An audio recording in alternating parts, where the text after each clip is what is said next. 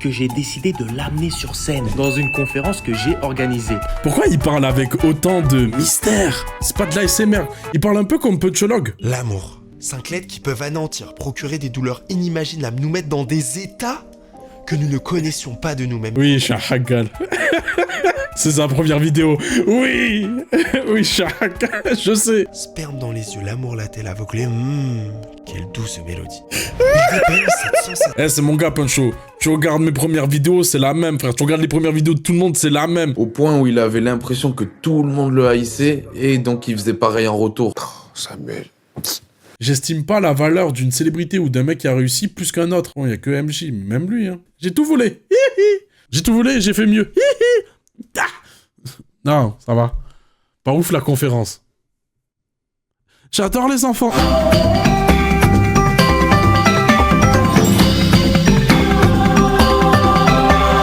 Les gars, il y a une vidéo qui a été proposée dans le Discord. Je vous le dis, je suis très inquiet. Je me pose des questions sur comment cette personne-là est tombée sur cette vidéo. Ou pourquoi il regarde ça. Parce qu'en gros, je vais vous faire le pitch. C'est un mec avec des idées partagées par la droite, voire l'extrême droite, qui écoute du rap et qui fait une vidéo. Toi, fan de rap, il faut que t'écoutes ça. Fais gaffe à toi, ça va pas te plaire. Voilà le pitch de la vidéo. Le titre de la vidéo, c'est « Le rap, c'est de la merde » et je vais t'expliquer pourquoi. Par contre, la vidéo, c'est un podcast. On voit pas sa gueule, y a pas de montage, y a rien. Pas une vidéo. Ouais, j'avoue, c'est sur YouTube. Y a une radio qui tourne en boucle. Mais du gameplay, Subway Surfer. En fait, j'hésite à faire ça, ouais.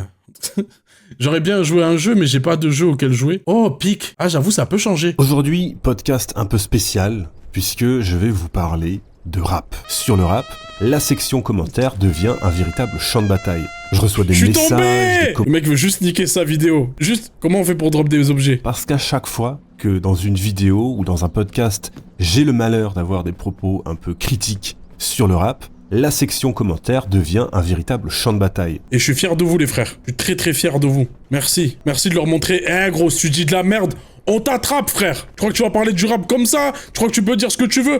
Frère, tu parles mal, on te parle mal. Bien joué, let's go. Je reçois des messages, des commentaires, des mails. Le niveau de hate quand même, pour envoyer un mail. Même quand j'ai un truc à gagner, même pour de l'argent, j'ai la flemme d'écrire le mail. Je dis à ChatGPT de le faire. Bon, je sais pas ce qu'il a dit, je sais pas pourquoi les gens ils sont énervés, mais je vous fais un minimum confiance. T'inquiète, on va polluer sa boîte mail.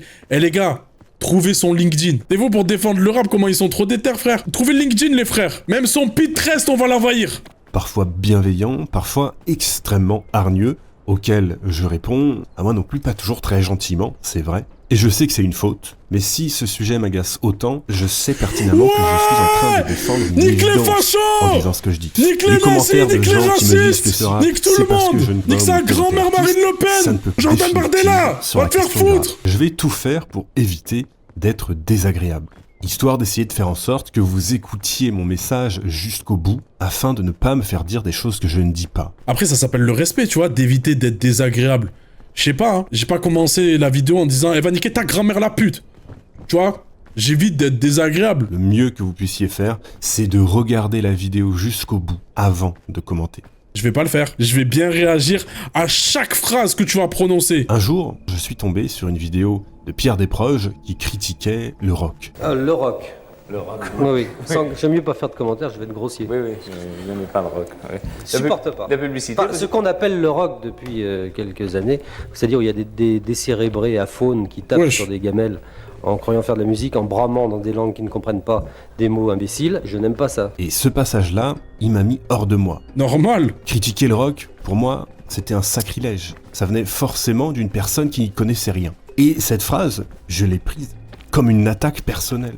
Mais le truc, c'est que j'avais 16 ou 17 ans et que j'étais persuadé de connaître énormément de choses sur la musique. Pourquoi ? Parce que j'en écoutais beaucoup déjà. Or, c'est pas parce qu'on écoute beaucoup de musique qu'on s'y connaît en musique. Parce que dans ce domaine, comme dans à peu près tous les autres, la quantité ne remplace pas la qualité. C'est même pas une question de quantité, mais ça marche avec tout type d'œuvres culturelles ou d'art. T'enfonces des portes ouvertes et tu dis des banalités. Après, il dira, ben justement, on est obligé de rappeler les bases parce que certains oublient. C'est l'approche que t'as d'un art, d'une œuvre culturelle, qui fait ta légitimité à en parler, qui construit ton discours du moins. En écouter seulement peut juste définir tes goûts et tes préférences. Parce que bien souvent, moins on en sait et plus on se croit savant. Et maintenant, j'aimerais vous faire une deuxième confession, encore pire que la première. Il m'arrive d'écouter du rap. Bon, surtout des trucs oh mon américains, Dieu, je l'avoue. Je crois que les albums de rap que j'ai le plus écoutés, c'est Yeezus de Kanye West et The Money Store de Def Grips. J'aime bien aussi en vrac, c'est pas une liste complète, mais plutôt pour vous donner une petite idée de mon profil, des trucs comme Clipping, Frank Ocean, Earl Sweatshirt, Dalek, Shabazz Palaces, JPEG Mafia. Frank Ocean, c'est du rap? Je sais pas. Hein. À un moment donné, bosse ton sujet aussi, dis pas n'importe quoi. Hein. Pas juste parce qu'il est un peu foncé que directement faut le mettre dans le rap. C'est un trappeur. Ah ouais, il vient d'Atlanta. Trap shit, ces sons ils tournent dans des strip clubs, les frères. Et pour citer quelques trucs français, j'ai beaucoup écouté Stupéflip et MC Solar. Ce que certains appellent du rap de blanc. Et j'ai écouté énormément d'autres choses, mais pas forcément par goût, mais plutôt par curiosité. Je me suis infligé la discographie de Booba, par exemple. Ça a été extrêmement difficile. Non mais tu vois, tu veux pas dire des trucs désagréables, mais là t'envoies juste des avis et des jugements infligés, c'est pas nécessaire de dire ça. Malgré tout, c'est ce que tu as ressenti, oui, mais tu peux dire « j'ai écouté la discographie de Booba », que je n'ai guère apprécié. Vocabulaire chaste, quand même. Tu fais exprès d'être méprisant, on n'est pas con. Les verbatims, j'ai l'impression que je passe pas au bon endroit. Ah, attends, Bellec le cocotier. Oh. Dis-moi que j'y arrive, dis-moi que j'y arrive. Dis-moi que j'y arrive. Dis-moi que je vais le faire. Oh non, je vais glisser sur ça. J'ai quand même une petite préférence pour le rap qui a des tendances un peu expérimentales, et je considère qu'effectivement il y a beaucoup de choses intéressantes dans le rap. Notamment parce que le rap, il a la capacité d'aller puiser un peu partout, dans toute forme d'influence électronique, techno, même punk, pop, musique orchestrale, musique expérimentale, etc. Le rap, il peut se nourrir d'absolument tout, et c'est ça qui fait à la fois sa grande force et sa grande faiblesse. Parce qu'en réalité, le rap, il crée rarement de choses nouvelles, il va plutôt les piquer à droite à gauche. Vous pouvez écouter 100 albums de rap différents, ils vont tous piocher dans des répertoires d'influences radicalement différents, mais vous pourrez quand même dire que c'est du rap. Pourquoi ? Parce que le dénominateur commun, c'est le rap, justement, le chant rappé. Mais d'un point de vue musical, il n'y a pas tellement d'éléments distinctifs. Tout dans le rap, à l'exception du chant, vient d'ailleurs. Et sa capacité à se réinventer en permanence, elle vient de là. Alors, pour répondre à son argument et du coup à sa première take par rapport à rap qui peut peut-être expliquer pourquoi c'est de la merde à ses yeux, etc. Tu vois, il y a un jugement de valeur là également qui est exprimé. C'est le fait que le rap s'inspire d'autres genres et va piocher un peu dans tous les registres. Et le fait que le rap, en vrai, avant de définir ça comme un style de musique, comme un genre, avant tout, c'est un exercice oral. Musique, mais c'est un exercice oral. Rapper, c'est une façon d'interpréter pour un chanteur, en vrai, avec une façon bien rythmée, avec ce qu'on appelle un flow particulier. Donc ça, on y revient, et c'est un truc que j'ai expliqué je ne sais pas combien de fois. Le rap, c'est pas un style de prod, même s'il y en a qui sont très identifiables au rap. Si demain, il y a un mec qui il écoute de la bossa nova et kiffe, s'il rappe dessus, ça sera du rap. Si c'est du disco, de la funk, peu importe, de la soul, bref, ce que tu veux, frère, s'il rappe, c'est du rap. Donc, sur ça, je suis totalement d'accord avec lui, et là où j'ai un peu plus de mal avec l'argument, c'est le fait que ça en fait sa force comme sa faiblesse. En faire sa force, oui, totalement d'accord, parce que c'est une musique qui vit et qui évolue. Et si on doit faire le parallèle, par exemple, avec les langues, une langue est vivante et vit parce qu'elle évolue. Parce qu'il y a des nouveaux mots qui se rajoutent, parce qu'il y a des nouvelles façons de l'utiliser, de la construire. Bref, je vais pas vous expliquer qui fait le propre d'une langue vivante. Mais le rap, je le vois un peu de la même façon, frère. C'est ce truc de, s'il y a un nouveau style qui pète, tu vois, s'il y a des nouvelles tendances, des trucs comme ça, il pourra toujours s'en inspirer, quitte à même reposer par-dessus. On a de tout type, hein. Là, on est sur un renouveau un peu de l'électro, tu vois, qui regagne ses lettres de noblesse, on va dire. Pourquoi j'arrive pas à monter ? Oh, faut que je continue de monter. Ok, c'est bon. Vite. Il y a la techno qui reprend un peu de hype, il y a la house également. Et t'as deux types d'approches. T'en as qui vont reprendre des éléments, s'inspirer pour créer leur son. Et t'as ceux qui vont directement poser sur de la house pure et directement ils vont rapper. Donc il y a deux types d'approches. Ça en fait sa force. Ça peut difficilement mourir le rap, tu vois, s'enfermer dans un registre, dans une façon de faire, au point de l'oublier ou devenir poussiéreux, daté, comme d'autres genres de musique ont pu avoir. Mais par contre, je trouve pas pour autant que ça fait sa faiblesse, parce que lui, il part du principe que le rap n'invente rien. En fait, je trouve qu'il y a un biais dans ce qu'il dit. C'est pas parce que tu t'inspires, parce que oui, le rap initialement, disco, funk, musique classique, tu te dis, il crée pas et tout. Mais le rap a créé des façons de faire. Il a créé des approches. Le sampling, il a utilisé d'autres outils, d'autres méthodes de travail, ce qui lui permet d'obtenir de nouveaux éléments et ce qui lui permet de refaçonner l'existant afin d'en créer quelque chose qui n'existait pas. Alors oui, on part pas sur de la création pure, sur le mec il a tout construit par lui-même. même. Mais est-ce que la création, c'est un processus? Est-ce que la création, c'est une façon de faire, une technique? Ou est-ce que c'est plutôt une idée et un résultat? Voilà, la question, elle est là. Est-ce que le processus, la technique, justifie forcément la création? Après, en soi, la création pure n'existe pas. Je suis corda. L'être humain, le propre de l'être humain, c'est recopier. On est construit comme ça. On recopie. Après, on arrive à créer des choses nouvelles en mélangeant, qui nous donnent des trucs nouveaux. Et en fait, le rap, pour moi, c'est ça. C'est qu'il va chercher des mélanges, il va réinterpréter des choses, il va être influencé pour créer. Partir de ce principe-là, c'est dire que je sais pas, le rock ne crée rien étant donné que il est inspiré du blues. Pour moi, ça ne fonctionne pas. D'autant plus que le fait de dire le rap crée rien de nouveau, là aussi, je trouve que l'argument ne fonctionne pas. Il y a des trucs qui sont propres au rap. Alors, j'ai parlé des processus, de la façon de faire, de la technique, des choses comme ça. On va dire qu'ils se basent essentiellement sur l'aspect musical, uniquement à ce niveau-là. Mais je sais pas trop par où passer déjà. Les gars, pourquoi j'ai pas de bouffe? Je vais mourir, non? Je vais jamais le faire, j'ai l'impression. Ah, laisse tomber, frère, c'est trop dur. On va se baser uniquement sur l'aspect musical. Il oublie une certaine dimension dans la musique, le travail sur le sound design, par exemple. Il y a des sonorités, il y a des sons qui sont propres au rap, qui n'existent grâce au rap. Les 808, des choses comme ça, qui sont certes dues à des outils, des façons de faire, mais aujourd'hui, si tu penses 808, tu penses Kanye, qui a popularisé ça. Tu penses pas à un autre style de musique. Si je dois parler, là, on va parler de sound design, mais si on doit parler en termes de structure, de composition, la trap a créé des éléments comme les rolls. Donc les rolls, si jamais vous avez pas les termes, les trucs hyper rythmés de la trap qui fait en gros, ce qui donne un son particulier, mais qui techniquement c'est un élément percussif, c'est un charleston qu'on a mis de façon hyper rapide, c'est même plus des doubles croches, je sais même pas comment on écrit ça, frère, pour avoir ce son là. Et c'est un élément qui fait le propre de la trap. Donc je trouve que dire il ne crée pas de choses, il y a rien de nouveau dans la musique, c'est un peu soit un manque de connaissances, soit de la mauvaise foi. Après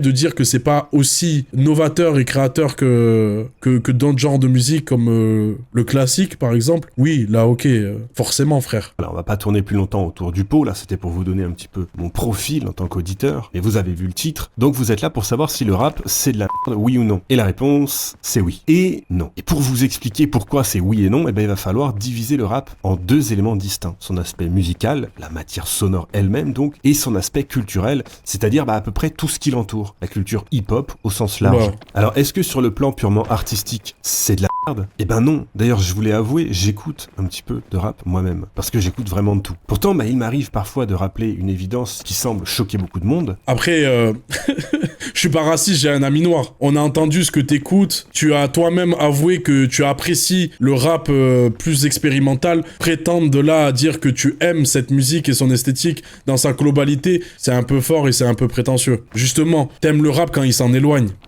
Et c'est peut-être aussi qui explique déjà les manquements et le fait que dès le début de ta vidéo, tu te plantes et tu dis un peu de la D. Il a mis Frank Ocean dedans. Voilà, merci, dis-le. D'ailleurs, la musique classique, elle est supérieure au rap, tout comme elle est supérieure à la pop, au rock et à l'ensemble des musiques populaires. À l'exception d'une seule, mais je vous dirai laquelle plus tard. Alors là, je vais encore faire... Bon, à mon avis, il veut parler du jazz, quand il dit à l'exception d'une seule. Ah, ça, c'est un long débat qui existe depuis longtemps. Après, il y a plusieurs trucs à prendre en compte. Je vais me suicider déjà, les frères, parce que j'arriverai pas à monter et j'ai pas trouvé de bouffe. Ne reproduisez pas ça chez vous. Attends. C'est ce que je pense ? Déjà, le premier biais, c'est que penser la musique uniquement par la musique classique, ou du moins en faire une base et sa référence, au moins il exprime d'où il vient et d'où il part, et ça permet de mieux comprendre son discours, mais déjà c'est adopter un point de vue très occidental, comme je l'ai expliqué tout à l'heure, la théorie musicale, le solfège, tout ça, et penser musique classique pour comparer le reste, il faut forcément une base et une référence, pour comprendre quelque chose. Donc ça, le processus, il est normal, mais il faut comprendre et accepter le fait que, le point de vue, il est pas neutre, et il est biaisé forcément. Donc déjà, il y a ce premier souci avec le fait de prendre la musique classique comme base. Ensuite, je vais le laisser nous expliquer son contenu, il a l'air de vouloir argumenter. Je vais plus m'amuser à démonter ou à répondre ou valider même, ne serait-ce que les arguments qu'il pourrait nous dire, plutôt que juste directement répondre à pourquoi la musique classique, c'est pas forcément supérieur au rap. Mais voilà, il y a un truc qui est biaisé, c'est, frère, t'as une musique qui a été créée en je sais pas quelle année, qui a des siècles et des siècles et des siècles d'existence et d'évolution, et t'as le rap qui a 50 ans. Tu vois, à un moment donné aussi, faut savoir où s'arrête ton genre musical, même si tu préfères et tu l'aimes, et comprendre que il y a des trucs aussi où c'est pas comparable et tu peux ne pas prétendre être allé aussi loin quand il y en a un qui est là depuis à taffer dessus. Désolé, je vais faire un argument d'autorité, ça va être insupportable, donc accrochez-vous bien. Mais voilà, J'ai passé littéralement 6 ans de ma vie à étudier la musique à l'université. Ça tombe bien, j'ai passé 7 ans. Tu sais, de dire, je vais faire un argument d'autorité, alors je sais que ça va agacer, je sais que voilà, machin, etc. Mais je vais quand même le faire, parce que je sais que l'argument d'autorité fonctionne sur les gens. Voilà. Et il va trouver 10 000 façons de le justifier en disant, non, mais si je le dis, c'est pour comprendre une fois de plus d'où je me base, etc. C'est pas non plus pour que les gens se disent, ah oui, tout ce que je dis, c'est forcément vrai, etc. Oui, mais tu le sais que c'est un argument d'autorité, tu le sais que même en 10 ans, ça va jouer sur les esprits des gens. Si tu veux pas mettre en place un argument d'autorité, tu le dis pas. J'ai étudié pendant 7 ans et vous, les frères, pendant 10 ans. D'autant plus que je suis le premier à critiquer l'université et la qualité médiocre des diplômes qu'elle dispense aujourd'hui. Donc bon, si je dois brûler mes diplômes de musicaux pour pouvoir brûler vos diplômes de sociologie, brûlons. Ou sinon, prenons les deux en compte. C'est pas déconnant hein, d'avoir des études de musicologie et d'en avoir fait. Ça donne un enseignement, ça donne un savoir qui se complète par d'autres choses. Let's go, prenons tout. Pourquoi comparer quand on peut profiter de ces deux monstres? Ouais, je suis malade. Ouais, je suis malade.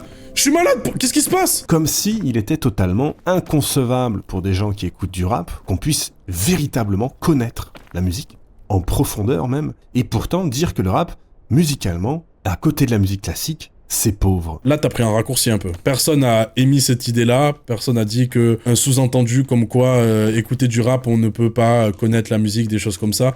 Là, c'est toi qui veux entendre ça. C'est juste un jugement. Et ça, forcément, quand on dit ça, il y a des gens qui deviennent fous. Ils se contrôlent plus. C'est un petit tremblement de terre dans leur univers mental. Alors il y en a parfois qui protestent avec un petit espoir de me faire changer d'avis. Mais il faut pas comparer le rap à la musique classique. Et je sais qu'ils disent ça pour me donner une chance, pour que je puisse me rattraper, pour que je leur dise « Mais non, je compare pas ». Mais en réalité, c'est bien pire que ça. C'est même pas que je compare, c'est que je hiérarchise. Le rap, je peux le comparer au rock, mais la musique classique, je la mets au-dessus. Je dis qu'elle est supérieure. Et ça, c'est un mot qui fait peur. Ça, c'est le bruit des bottes. Et comment ça se fait que je me permette de dire que la musique classique est supérieure au rap? Comment on peut dire une chose pareille en plein milieu du Big 2025?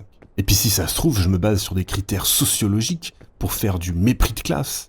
Eh ben non, en fait. Je me base sur des critères musicaux objectifs. Que ce soit du point de vue mélodique, harmonique, rythmique ou même structurel, la musique classique est supérieure au rap en tout point. Et je ne suis pas d'accord.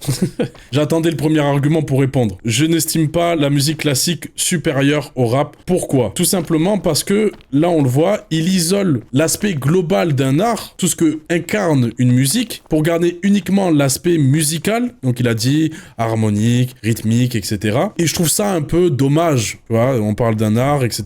Je trouve ça un peu dommage de ne garder que cet aspect-là. Après, il définit le terrain, il définit l'espace de critique et de jugement. Pourquoi pas? Ça peut être aussi intéressant. Faudrait être un énorme menteur pour dire que le rap est plus riche en termes d'harmonie, de polyphonie, de ce que tu veux, qu'entre guillemets, au sens large, que musicalement, le rap est au même niveau, voire supérieur à la musique classique. À ce niveau-là, en termes de richesse, ça serait mentir. Frérot, t'as juste à regarder une partition, comment c'est construit, sur la structure même. Il y en a une qui est basée sur une loupe, tu vois, sur une boucle, et l'autre qui est basée sur une constante évolution, même s'il y a des variantes comme, je sais pas, le boléro de Ravel, on serait sur un mensonge énorme. Donc oui, mélodiquement, la musique classique est supérieure au rap en termes de richesse. Oui. Par contre, il dit rythmique, et là, je trouve que déjà, on commence à faire de l'abus de langage, si je peux me permettre. Alors, en termes de rythmique, on a parlé des signatures rythmiques tout à l'heure, qui peut exister dans la composition de classiques, qui peuvent être très complexes et qui peuvent prendre plein de formes différentes. J'enlève pas le fait que ça existe et qu'il y ait de la matière. Par contre, le rap n'a pas à envier la musique classique à ce niveau-là. Étant donné que, comme il a dit au tout début, le rap s'inspire d'énormément de courants, et donc forcément de courants où les patterns rythmiques ou les signatures rythmiques sont bien plus vastes et bien plus riches que ce qu'on peut retrouver dans le classique. Au point où même, des fois, il y a certains auditeurs de musique classique, ou du moins ceux qui ont une approche très académique. Certains peuvent être déroutés justement par certaines structures et certaines règles qui ne sont pas respectées par le rap. Exemple tout con, tout simple, Pitbull de Booba. Pitbull de Booba, comme vous le savez, c'est un sample de Mistral gagnant. Mistral gagnant, et cette partie-là, elle est composée sur du 12-8, donc du ternaire. Les drums, très généralement dans le rap et la plupart du temps, c'est du 4-4. Et je pense que c'est sur cette généralité-là qu'ils se basent pour dire que c'est plus riche rythmiquement, sauf que, pareil, il existe plein de rap. Et donc, forcément, sur le papier Tana, ils sont perturbés par le fait d'associer une mélodie basé sur du ternaire avec des drums sur du binaire. Sauf que c'est pas impossible, parce que les compositions et l'écriture de la musique, ça a été fait pour pouvoir plus facilement jouer une composition classique, étant donné que c'est en constante évolution, c'est complexe, contexte, etc. Ça a été fait pour ça a été fait pour comprendre, ça a été fait pour l'étudier, ça a été fait pour tout ça, mais ça n'a pas été fait pour jouer directement, donc c'est pas pour fixer des règles absolues qui ne sont pas flexible. Et ça le démontre parce que cette prod-là montre que le piano se transforme en une sorte de flottement d'émotions pour laisser place à la batterie de fixer le rythme, le tempo, le BPM du son. Pareil, le rap qui se base énormément sur des rythmiques afro, on l'a vu tout à l'heure, pareil aussi, c'est tellement riche. Ça joue sur des syncopes, sur des éléments comme ça. Et c'est même arrivé à un point où aujourd'hui, la musique afro en général influence le monde entier en termes de musique. Donc je trouve que là déjà on s'attaque au mauvais sujet, l'argument ne fonctionne pas. Et après hiérarchiser, alors il fait ce qu'il veut, s'il a envie de hiérarchiser, moi le premier j'estime que tous les genres ne se vaut pas, mais c'est ma vision, je sais que c'est un jugement, parce que comparer la richesse mélodique, tu vois, harmonique de la musique classique avec le rap, là où les deux n'ont pas du tout la même volonté, le rap est beaucoup plus basé sur l'aspect rythmique, et je trouve qu'il oublie énormément, enfin on verra après, mais j'ai l'impression qu'il va parler uniquement des prods et pas trop de ce que le rappeur fait. Il a aussi en termes de rythmique, frère. Faut voir comment un rappeur il joue sur les temps, sur les contre-temps, sur toutes ces choses-là également. Donc rythmique, c'est tarpin riche, frère. Le rap ne cherche pas à faire la même chose. C'est basé sur le principe d'une boucle, sur un truc entêtant, qui crée une tension, qui cherche à t'enfermer dans une spirale. La musique classique, elle, ne cherche pas à faire ça. Et en fait, est-ce que c'est parce que c'est moins riche que ça enlève l'efficacité de la musique, sa beauté, tous ces éléments-là? Parce que le jugement, il passe à ce niveau-là. Oui, c'est moins riche. Oui, c'est moins complexe. Mais est-ce qu'on juge un art et la musique uniquement par sa technique? Je pense pas. Ou du moins, je trouve que ça serait extrêmement dommage et réducteur de faire ça. Donc une fois de plus, là, ce que j'ai l'impression, c'est que il va ramener, à voir, hein, s'il va sur les autres aspects de la musique, mais il va ramener le débat uniquement sur l'aspect musical et uniquement sur l'aspect de la technique pour justifier ses arguments comme quoi la musique classique, elle est supérieure. Parce que le rap, c'est une musique qui joue énormément sur les boucles. Si vous transposiez ça en partition, ça tiendrait sur un post-it. D'un point de vue musical, ce qui se passe dans un morceau de rap, c'est le néant comparé à ce qu'on peut trouver dans une symphonie ou même dans une œuvre pour piano seul. C'est comme comparer un tweet à un roman. Donc il faut bien comprendre. L'analogie ne fonctionne pas. En gros, là, techniquement, tu viens de faire l'analogie avec le fait que le tweet, c'est le rap, et le roman, c'est la musique classique. Est-ce que le tweet cherche à répondre à la même chose que le roman? Comprendre que quand je parle de richesse musicale, je parle d'éléments concrets. Je vous parle pas de mes goûts. D'ailleurs, il peut parfois m'arriver d'avoir plutôt envie d'écouter un morceau de rap que d'écouter du classique. Ce n'est pas une question de goût. Alors concrètement, vous pouvez analyser un morceau de rap, mais vous allez faire le tour en 5 minutes. Et ça vous apportera pas grand-chose. Là où l'analyse d'un mouvement de symphonie ou d'un quatuor à cordes, vous en avez pour des heures, si ce n'est des semaines, voire des mois ou plus, pour comprendre et analyser pleinement ce qui se passe. Il y a des... Ouais, c'est ça, son argument est gaze, le rap fait de la mauvaise musique classique. Bah ouais, il cherche pas à faire ça. Il y a une... Wesh, mais je connais pas moi cette carte, frère. C'est quoi ça? Mais c'est nouveau. Oh là là, oh le bordel, va falloir que je monte tout ça. Il y a un truc qui est revenu plusieurs fois, c'est l'argument selon lequel certains rappeurs ont de réelles connaissances musicales. Ils connaissent la théorie, ils citent même parfois de grands compositeurs comme influence, etc. Et pour... On s'en branle. C'est bien si ça l'aide à faire sa musique, des choses comme ça.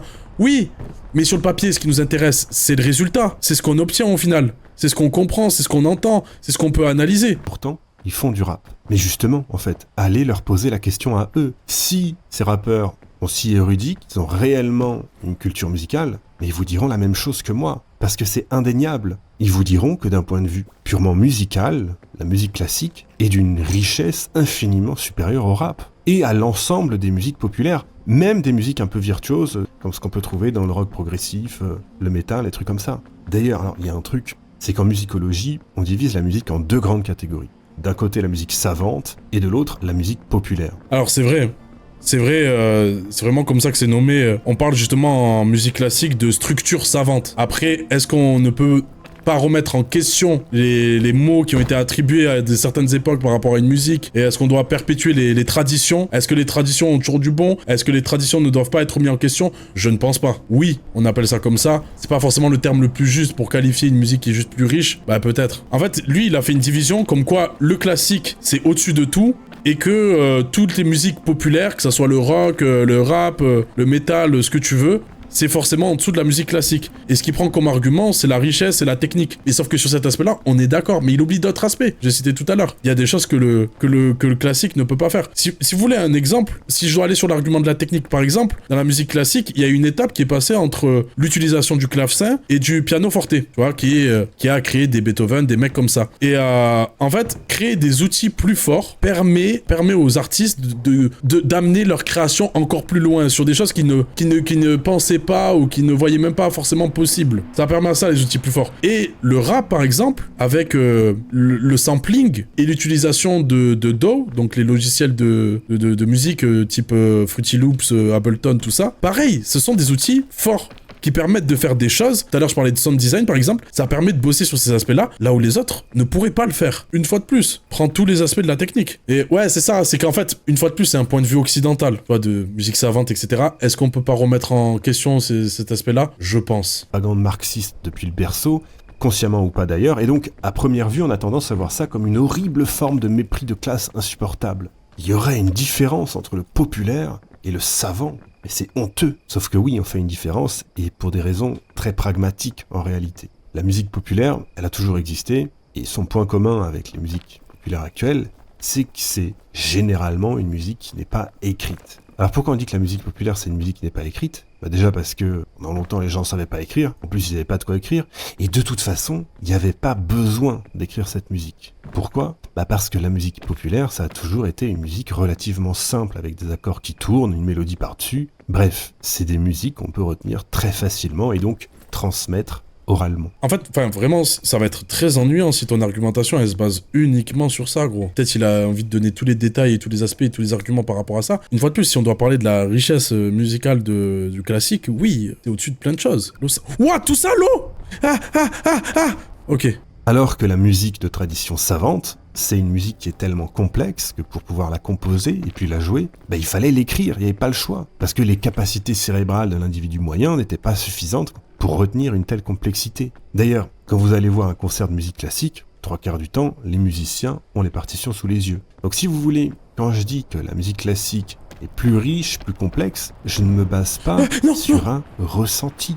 Je me base sur des éléments concrets. C'est tout. Mais il y a quelque chose qui me sidère quand même de la part des défenseurs du rap, c'est quand ils me disent que je suis prétentieux. Je suis prétentieux parce que je considère que la musique classique est supérieure au rap. Mais non, les mecs. C'est tout le contraire. Moi, justement, je suis extrêmement humble. C'est vous qui êtes prétentieux. Parce que venir vous pointer avec votre rap, une musique qui a à peine plus de 50 ans... Votre rap. Mais il est tellement méprisant, il est rempli de jugement. Il est là son souci. Votre rap.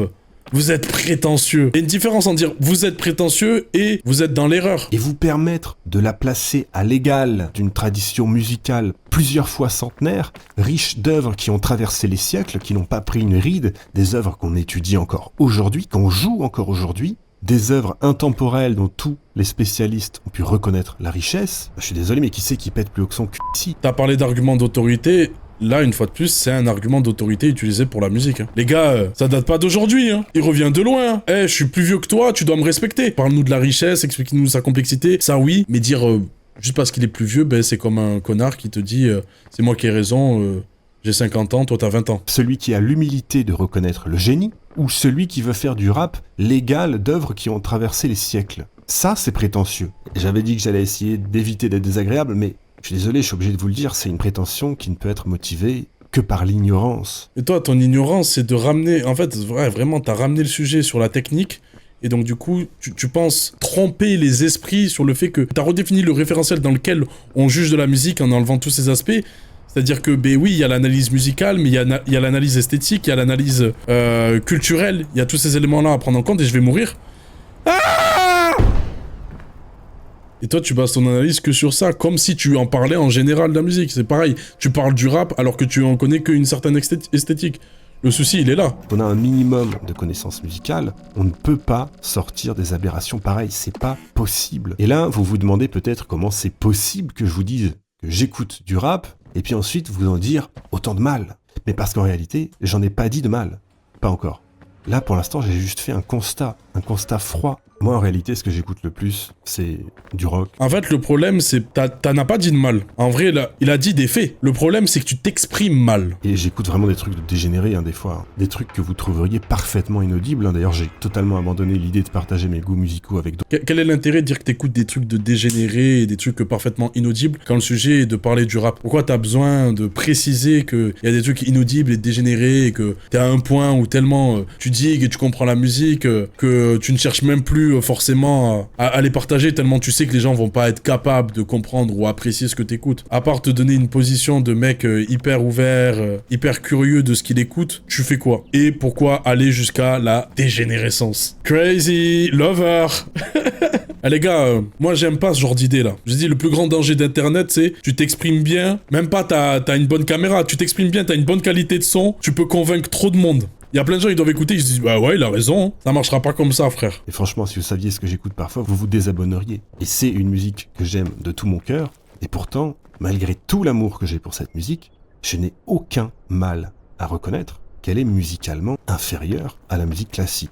Mais bon, revenons-en au rap, parce que c'est ça vraiment le sujet. Je vous ai dit que c'était pauvre musicalement, et je persiste et signe. Pourtant, ce n'est pas une musique qui est pauvre artistiquement. Dans le sens où elle peut être extrêmement évocatrice, faire naître des sentiments très forts, voilà, dégager quelque chose. Et ça, je ne le dis pas. C'est une des grandes qualités de cette musique. Cependant, ce qui se passe, c'est que quand les gens qui n'ont aucune connaissance musicale parlent de rap, et ça marche aussi pour d'autres types de musique, en général, ils ne parlent pas de la musique en elle-même, mais plutôt de ce que la musique leur fait ressentir. Alors là, vous pensez peut-être... Là, au moins, tu vois, il annonce qu'il débunk le truc. Mon souci, c'est comment il a exprimé, voilà, d'un point de vue technique, on est d'accord, musique classique versus rap, etc. On est d'accord. Là, il a pris l'artistique au sens large, donc maintenant, il a réécarté, il a remis le référentiel là où il doit être, et il reconnaît, voilà, la valeur du rap, et du coup, que ça se vaut, tu vois, sur la volonté qu'est la musique de transmettre des émotions. Donc, ce qui amène à contredire comment il verbalisait les arguments précédents. L'honnêteté intellectuelle, mais un peu biaisée. Une horloge donne la bonne heure 2 fois par jour, frère. C'est ce que j'exprime souvent, mais on parle de ce qu'on ressent, frère. Genre, quand t'écoutes de la musique, tu dis « Ah, ça m'a fait penser à ça, ça m'a rappelé telle référence, j'ai ressenti ça, ça m'a donné le sourire, ça m'a rendu triste. » Donc c'est vrai qu'on parle énormément de ressenti, et c'est ce qui biaise un peu les analyses, et c'est pour ça que la critique musicale ou l'analyse de musique, je la trouve très fortuite dans sa façon de se présenter, dans le sens où c'est pas réellement de l'analyse au global, mais ça en fait partie. Tout à l'heure j'ai dit, il y a l'analyse musicale, donc structure, composition, harmonie, polyrythmie, tout ce que tu veux. Il y a l'analyse esthétique, les émotions, et il y a l'analyse culturelle, ce que incarne la musique, dans son temps, par qui elle est interprétée, des choses comme ça. Tout ça, pour moi, c'est à prendre en compte quand on écoute de la musique. Oui, pour lui, ça vaut pas l'analyse. Alors que quelqu'un qui te dit « ça m'a rendu triste », c'est évocateur. Après, il faut plus être dans qu'est-ce que ça dit, qu'est-ce que ça raconte, qu'est-ce qu'il faut comprendre, pourquoi ça la rend triste, et c'est là où l'analyse devient complète. Tout à l'heure, par exemple, on a parlé des accords mineurs qui, très généralement, suscitent la requête en musique. Ah, si je t'aimais, machin, etc. Voilà. Et très généralement, ça se retrouve sur des accords mineurs. Je suis pas du tout au bon endroit pour grimper, là. Ensuite, pour répondre à la personne qui tout à l'heure a dit mais il va parler des textes et tout, je pense que justement l'objectif est de ne pas parler des textes. Vu comment il s'exprime et tout ça, c'est indéniable le fait que le rap est la musique la plus rigoureuse en termes de texte. Mais sauf que l'écriture, c'est pas la musique. Par contre, la voix, l'interprétation, les placements, là c'est la musique. C'est de la métrique, c'est des rythmes, c'est des intonations, c'est des notes, c'est tout ça. Là c'est de la musique et c'est à prendre en compte et je trouve que j'ai pas l'impression qu'il parle de ça. Il parle du rap sans parler des rappeurs en gros. Ouais, c'est ça. C'est pour ça que c'est biaisé. Ah, vous pensez peut-être que je pinaille, mais en réalité, c'est une différence énorme. Parce qu'il y a une confusion gigantesque. Les gens ont l'impression de parler de musique, alors... Ils parlent d'eux-mêmes. Tu parles de tes ressentis, tu parles de toi. Après, moi, je trouve ça tarpé intéressant de voir ce que les gens peuvent ressentir en écoutant de la musique, mais faut en avoir conscience, oui. Très souvent, les premières écoutes, les analyses, tout ça, on parle de nous-mêmes, frère. Et d'ailleurs, et c'est très certainement pour réel. ça que beaucoup de gens se sentent à ce point-là insultés, attaqués personnellement, quand je dis du mal du rap.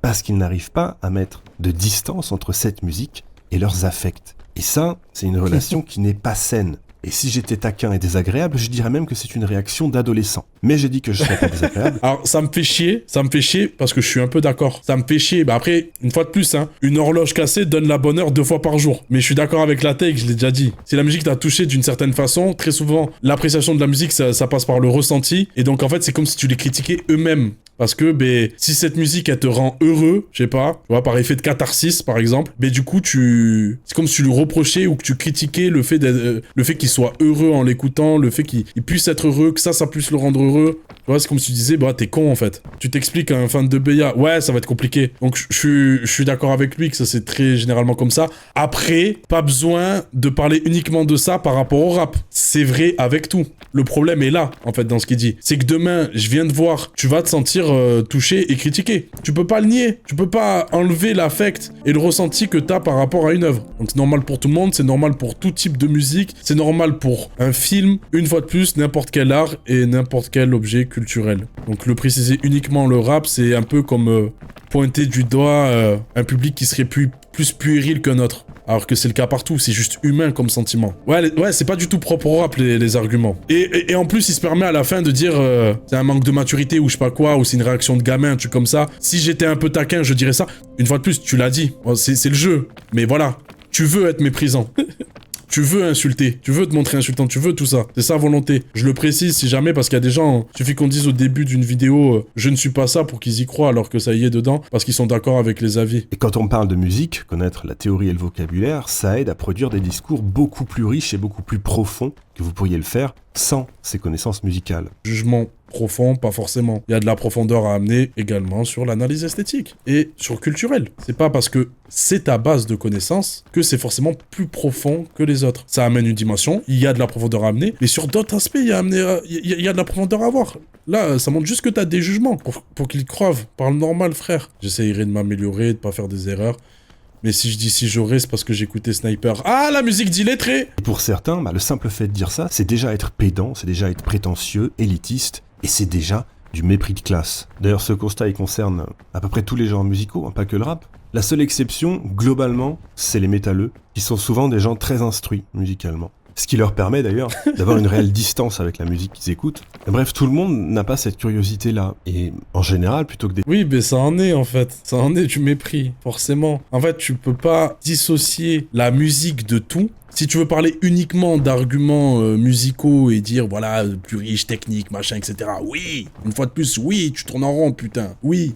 Mais là, tu peux pas faire une généralité en disant que, généralement, les rockers ont un peu plus de culture musicale, sont un peu plus instruits à ce niveau-là, juste par expérience personnelle et de ce que tu as pu observer. Ça, c'est un biais cognitif. C'est pas parce que tu le vois, c'est pas parce que tu l'observes. Je remets pas en cause le fait que t'aies discuté avec des rockers ou que t'aies pu observer des rockers qui avaient des connaissances et de la matière à ce niveau-là, et malheureusement, les rappeurs ou les gens qui appréciaient le rap qui en avaient pas également. Je remets pas ça en cause. Je remets le fait que t'en fais un biais cognitif. Tu peux pas généraliser ça. Et surtout, tu ne peux pas isoler la musique et les gens qui l'écoutent de ce qu'ils incarnent. On sait majoritairement qui sont les auditeurs de rock, on sait qui sont majoritairement les auditeurs de rap. Et on sait aussi le message social qu'incarne le rap. Donc forcément, c'est du mépris de classe.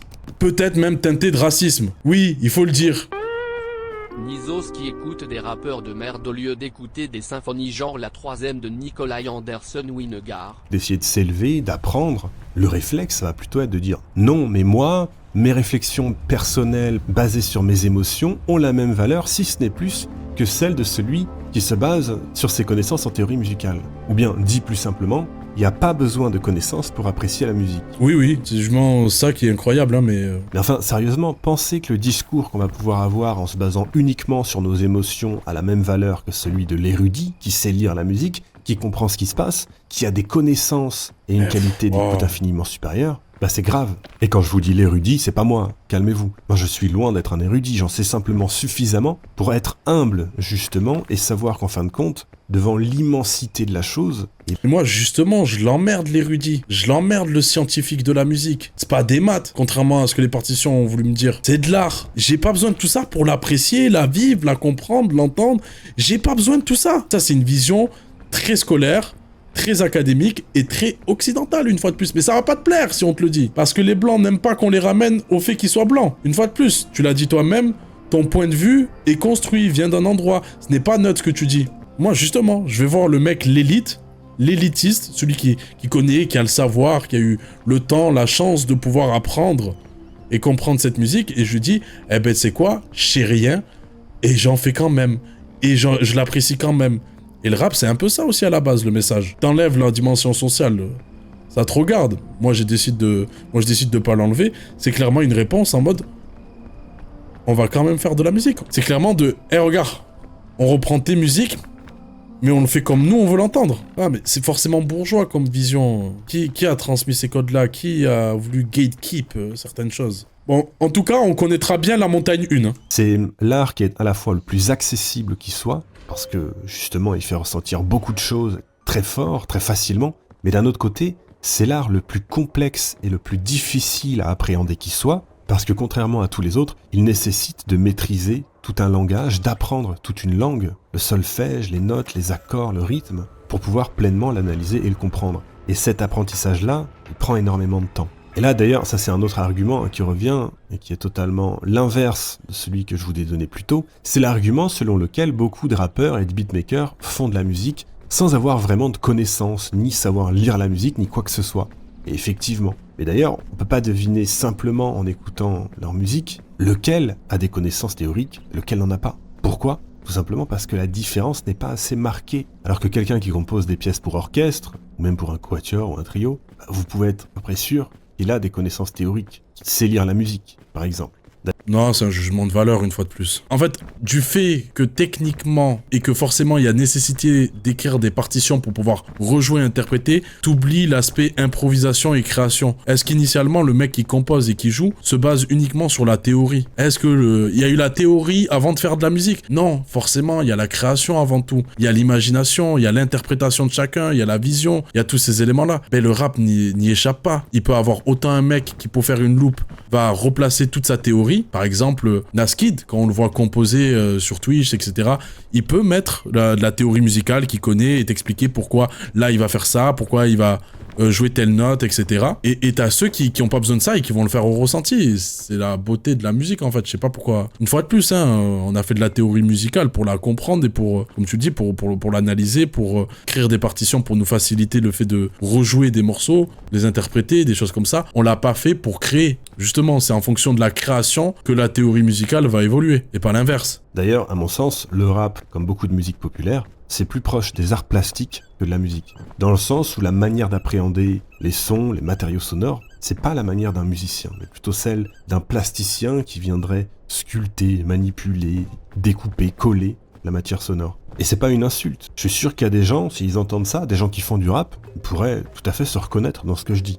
Et là, pour le coup, c'est vraiment pas un jugement de valeur. Je comprends la tech, mais pareil, c'est une vision assez erronée de ce qu'est le rap et de la technique des compositeurs et des mecs qui peuvent faire des prods, des choses comme ça, vu que ça se base uniquement sur ça. Il oublie que le rappeur, ce qui fait le rap réellement, il ne fait pas du découpage et du collage, des choses comme ça. Là, il dit ça par rapport au sampling, au fait que ça va chercher des influences à droite à gauche pour tout mélanger, des choses comme ça. Il vulgarise un peu le process d'une création, de la création d'une prod. Mais le rappeur, quand il décide de prendre telle voix, telle intonation, il s'est pas forcément basé sur un découpage ou un collage. Je sais pas, Reza, pour le Wu-Tang, au début, il faisait beaucoup de sampling. Il récupérait la batterie d'un morceau, il récupérait le violon d'un morceau, etc. Et il superposait. Donc clairement, on est sur qu'il appelle art plastique. Coulage, découpage, machin, assemblage. Ok, corda. Mais il a aussi fait appel à un orchestre à qui il a insufflé les idées. Vous allez me jouer telle mélodie, etc. Donc il est clairement un compositeur. Donc là, il y a toute autre chose. Et il y a purement de la composition aussi dans le rap. Donc pareil, réduire le process créatif à ce niveau-là, Mettre le rap et la musique classique sur un pied d'égalité, c'est comme dire qu'un HLM vaut une cathédrale. C'est exactement la même différence. Ah mais là, une fois de plus, frère. Tu sais, c'est ça qui est bien fait. Je vais lui donner une qualité à ce petit filou. C'est qu'il choisit bien ses mots. Il sait très bien quel message il envoie, il fait passer en prétendant l'intellectualité et l'isolement d'un sujet sur la musicalité uniquement. Mais ton analogie aussi, elle est précise. On compare pas une cathédrale avec un HLM. Tout simplement parce que certes, les deux sont de l'architecture et l'architecture est estimée comme un art. Mais l'HLM a été pensé par un architecte pour répondre à une fonction. La cathédrale, elle est pensée pour l'esthétique, pour l'émerveillement, pour la représentation, pour toutes ces choses-là. Donc une fois de plus, ne pas comprendre la base sur laquelle on a un jugement, ça fausse tout. Et HLM, directement, ce à quoi on fait le rapport, etc. Bon, je vois où ça va venir, quoi, mais je vais te laisser le dire. HLM, c'est une création formatée, faite pour être reproduite facilement et à l'infini. C'est une création motivée par des questions de rentabilité. C'est reproductible. Une cathédrale, c'est une œuvre unique qui a nécessité les compétences de personnes qui sont véritablement des maîtres dans leur domaine. Une cathédrale, c'est aussi quelque chose qui perdure. Je la vois, elle a changé. Pourtant, il est possible de trouver une forme de charme oppressant au bar d'immeubles HLM. Ou même, pour ceux qui y vivent, y trouver un charme tout court d'ailleurs. Mais enfin, si à partir de ça, vous pouvez en conclure que le HLM peut être égal ou supérieur à la cathédrale, c'est que vous confondez votre affect et le jugement sur l'œuvre en elle-même. Et toi, tu confonds complexité avec qualité. D'ailleurs, je parle de charme oppressant, et si vous voyagez un petit peu, vous allez notamment en Asie, vous allez en voir des tonnes, des barres d'immeubles comme ça, comme les HLM de France. Et en aucun cas, c'est associé à l'enfer sur Terre ou à de la violence ou à la délinquance. Des endroits plutôt paisibles et sains. À croire d'ailleurs que la violence ne serait pas due aux immeubles,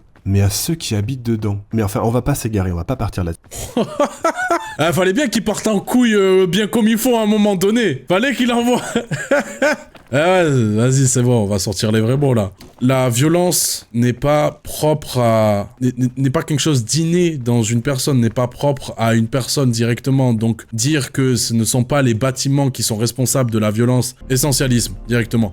Un truc qui est propre aux racistes et aux fachos, mais je ne dis pas que c'est le cas. Je dis juste que c'est un élément commun qu'il peut avoir avec la façon de penser. Ce qui crée la violence, c'est plus l'environnement dans lequel tu vas évoluer, la discrimination, la sociologie. C'est ces éléments-là qui créent la violence. Alors oui, vulgariser en disant ce n'est pas un immeuble qui crée la violence, vu comme ça, on peut pas dire que c'est faux. On peut dire que c'est du sophisme, un peu ce que tu fais. Mais expliquer que la discrimination, les gens les moins aisés qui vont être entassés dans des bâtiments n'est pas du tout justifiée par les conditions économiques d'un pays, créant un clivage et une différence entre deux types de personnes évoluant dans cette société. Est-ce que ça peut pas être à la naissance d'une violence? Peut-être, ouais. Non mais arrêtez de faire la socio, il veut pas entendre ça. Oui, mais parler de bâtiments et d'habitants, c'est pas de la musique, à ce que je sache. Donc il a voulu faire un aparté, je fais un aparté également. Bref, ce qui crée la violence chez les gens, c'est c'est ce qui la détermine.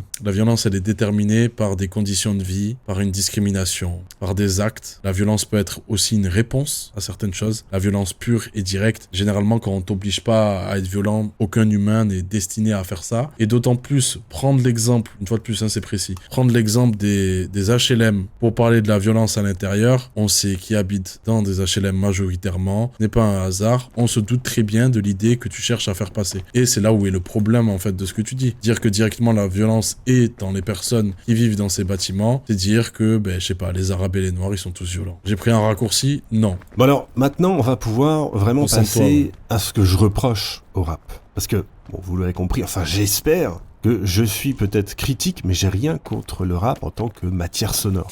Voilà, je vous l'ai dit, je peux même en écouter. Ce que je méprise, par contre, vraiment, dans le rap, c'est sa dimension Je peux même en écouter, tu vois, c'est comme si on lui demandait un effort. Gros, si t'aimes pas, écoute pas, hein. Y a pas de galère à ça, hein. Personne vous a forcé à écouter du rap, hein. Personne, le rap n'a jamais mis un couteau sous la gorge de quelqu'un pour dire « écoute ta mère ». Et là, ça va commencer à piquer. Parce que la culture rap, hip-hop, elle est quand même très liée à des thèmes très précis. La critique sociale et politique, l'identité, l'expression personnelle, la rue, la criminalité, le sexe, beaucoup, l'amour, un peu, le succès, la richesse, les délires d'ego, l'héritage culturel ou spirituel, etc. Et ces thèmes-là, du rap américain, ils ont été repris quasiment à l'identique par les différentes diasporas d'Europe. Au point d'en oublier que leur histoire n'est pas la même que ces noirs africains. Il y a vraiment eu un mimétisme. Et c'est normal, et c'est le cas à chaque fois, de tous les courants américains lorsqu'ils s'exportent en Europe et dans le monde. Mais dans le cas du rap, ça va quand même très loin. Parce que certains rappeurs français noirs sont vraiment allés jusqu'à s'approprier l'histoire des noirs américains.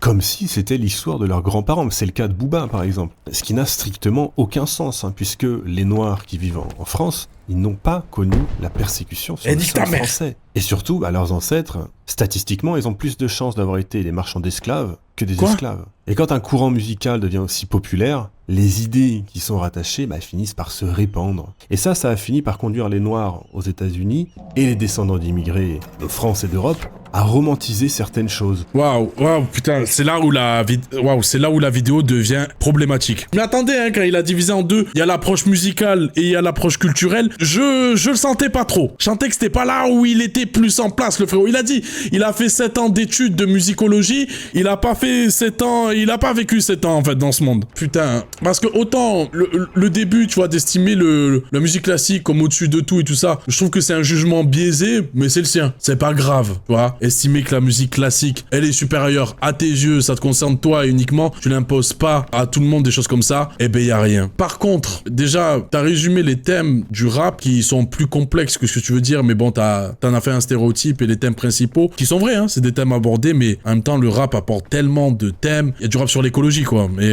c'est si complexe, mais c'est vrai que ce sont des thèmes qui sont abordés. Après, une fois de plus, est-ce que ce qui est important, c'est le thème qui est utilisé ou comment on parle du thème qui est important? Ce qu'on en fait. Parce que en vrai, parler de sexe, tu vois, le sexe pour le sexe, tout le monde s'en fout. Personne n'en a rien à foutre. Ou que ça soit pour parler de la criminalité, que ça soit de la vente de drogue, des choses comme ça, ou que ça soit pour parler des relations entre amis ou avec des femmes, des choses comme ça. Pareil, tout le monde s'en fout. Si c'est juste sur le principe du thème, de dire je vais parler d'amis. Ok. Par contre, comment tu vas en parler, comment tu vas traiter le sujet, ce que tu as à dire par rapport à ça, c'est là où ça devient intéressant. Donc, il s'agit d'amener le sujet avec sa complexité si on veut aller sur le texte. Je vois pas où c'est un problème de parler, on peut parler de tous les thèmes en fait, peu importe lequel. L'important c'est comment tu le traites. Le deuxième élément, qui une fois de plus, hein, je peux pas le nier. Je peux pas le nier, c'est vrai, c'est pas une culture française. Le rap, c'est pas notre culture. C'est afro-américain. C'est pas nous. C'est une culture qui a été importée. Dédicace à Sydney. C'est réel. Par contre, de là à dire que les rappeurs ont fait du mimétisme, que les rappeurs ont cherché à recopier et reprendre des thèmes qui ne sont pas les leurs, sous prétexte que cette culture n'est pas créée par eux directement, là aussi, ça serait faux. Surtout d'aller sur des sujets qui, là, en plus, sont très graves. C'est des sujets lourds dans l'histoire de l'humanité, comme l'esclavage, et prétendre que les Noirs sur le sol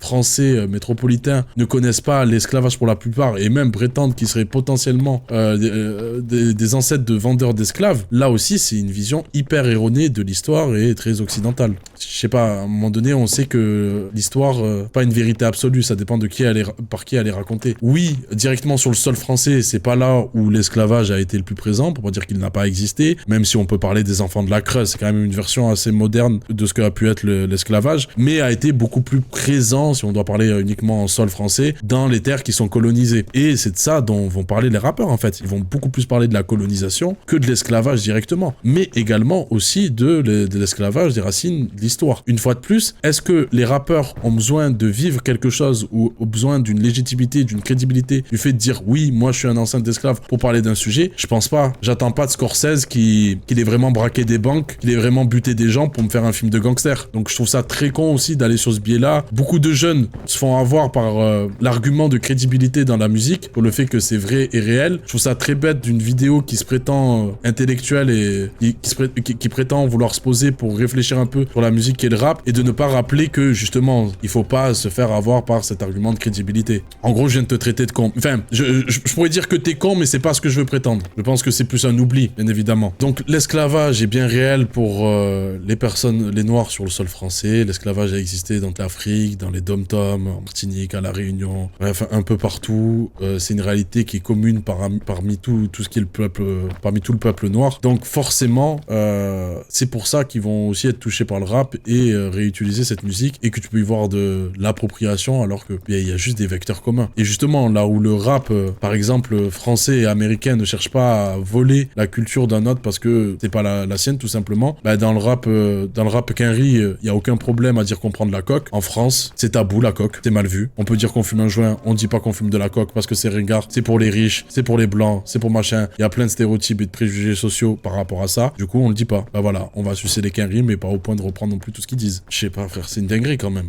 C'est quand même une dinguerie de venir là et dire, toi, noir qui fait de la musique, peut parler. Genre, il va voir Desporucci, il lui dit, mais t'es pas légitime à en parler. Enfin, tu te rends compte quand même, t'as un potentiel blanc qui va voir une personne noire et qui lui dit, t'es pas légitime à parler de ça. Ah si. Faut également prendre un autre truc en compte, c'est que quand bien même son ancêtre directement ne serait pas victime de l'esclavage, qu'il soit potentiellement passé entre les mailles du filet. C'est possible. C'est une éventualité à prendre en compte. Ok, pas de plus, il est pas obligé de rapper ce qu'il a vécu ou ce qu'il connaît ou ce qui fait partie réellement de sa vie. Mais bref, imaginons c'est le cas. Il y a un autre aspect à prendre en compte, c'est la réalité sociale que chaque personne noire ou métisse, malheureusement, avec un métis noir, mélange noir noir et blanc, hein, possède les deux côtés, mais on le résume très souvent au fait qu'il soit noir. Très souvent, il va recevoir l'héritage de ce passé-là. Parce que quand on parle de blanc et quand on parle de blanchité, on parle d'une construction sociale, historique et d'une couleur de peau, bien évidemment, et d'européen plus précisément. On parle de tout ça et ben, forcément, il y a un héritage du colonialisme, il y a un héritage de l'esclavagisme, il y a un héritage de tout ça. Et ça a des conséquences aujourd'hui sur les personnes noires ou métisses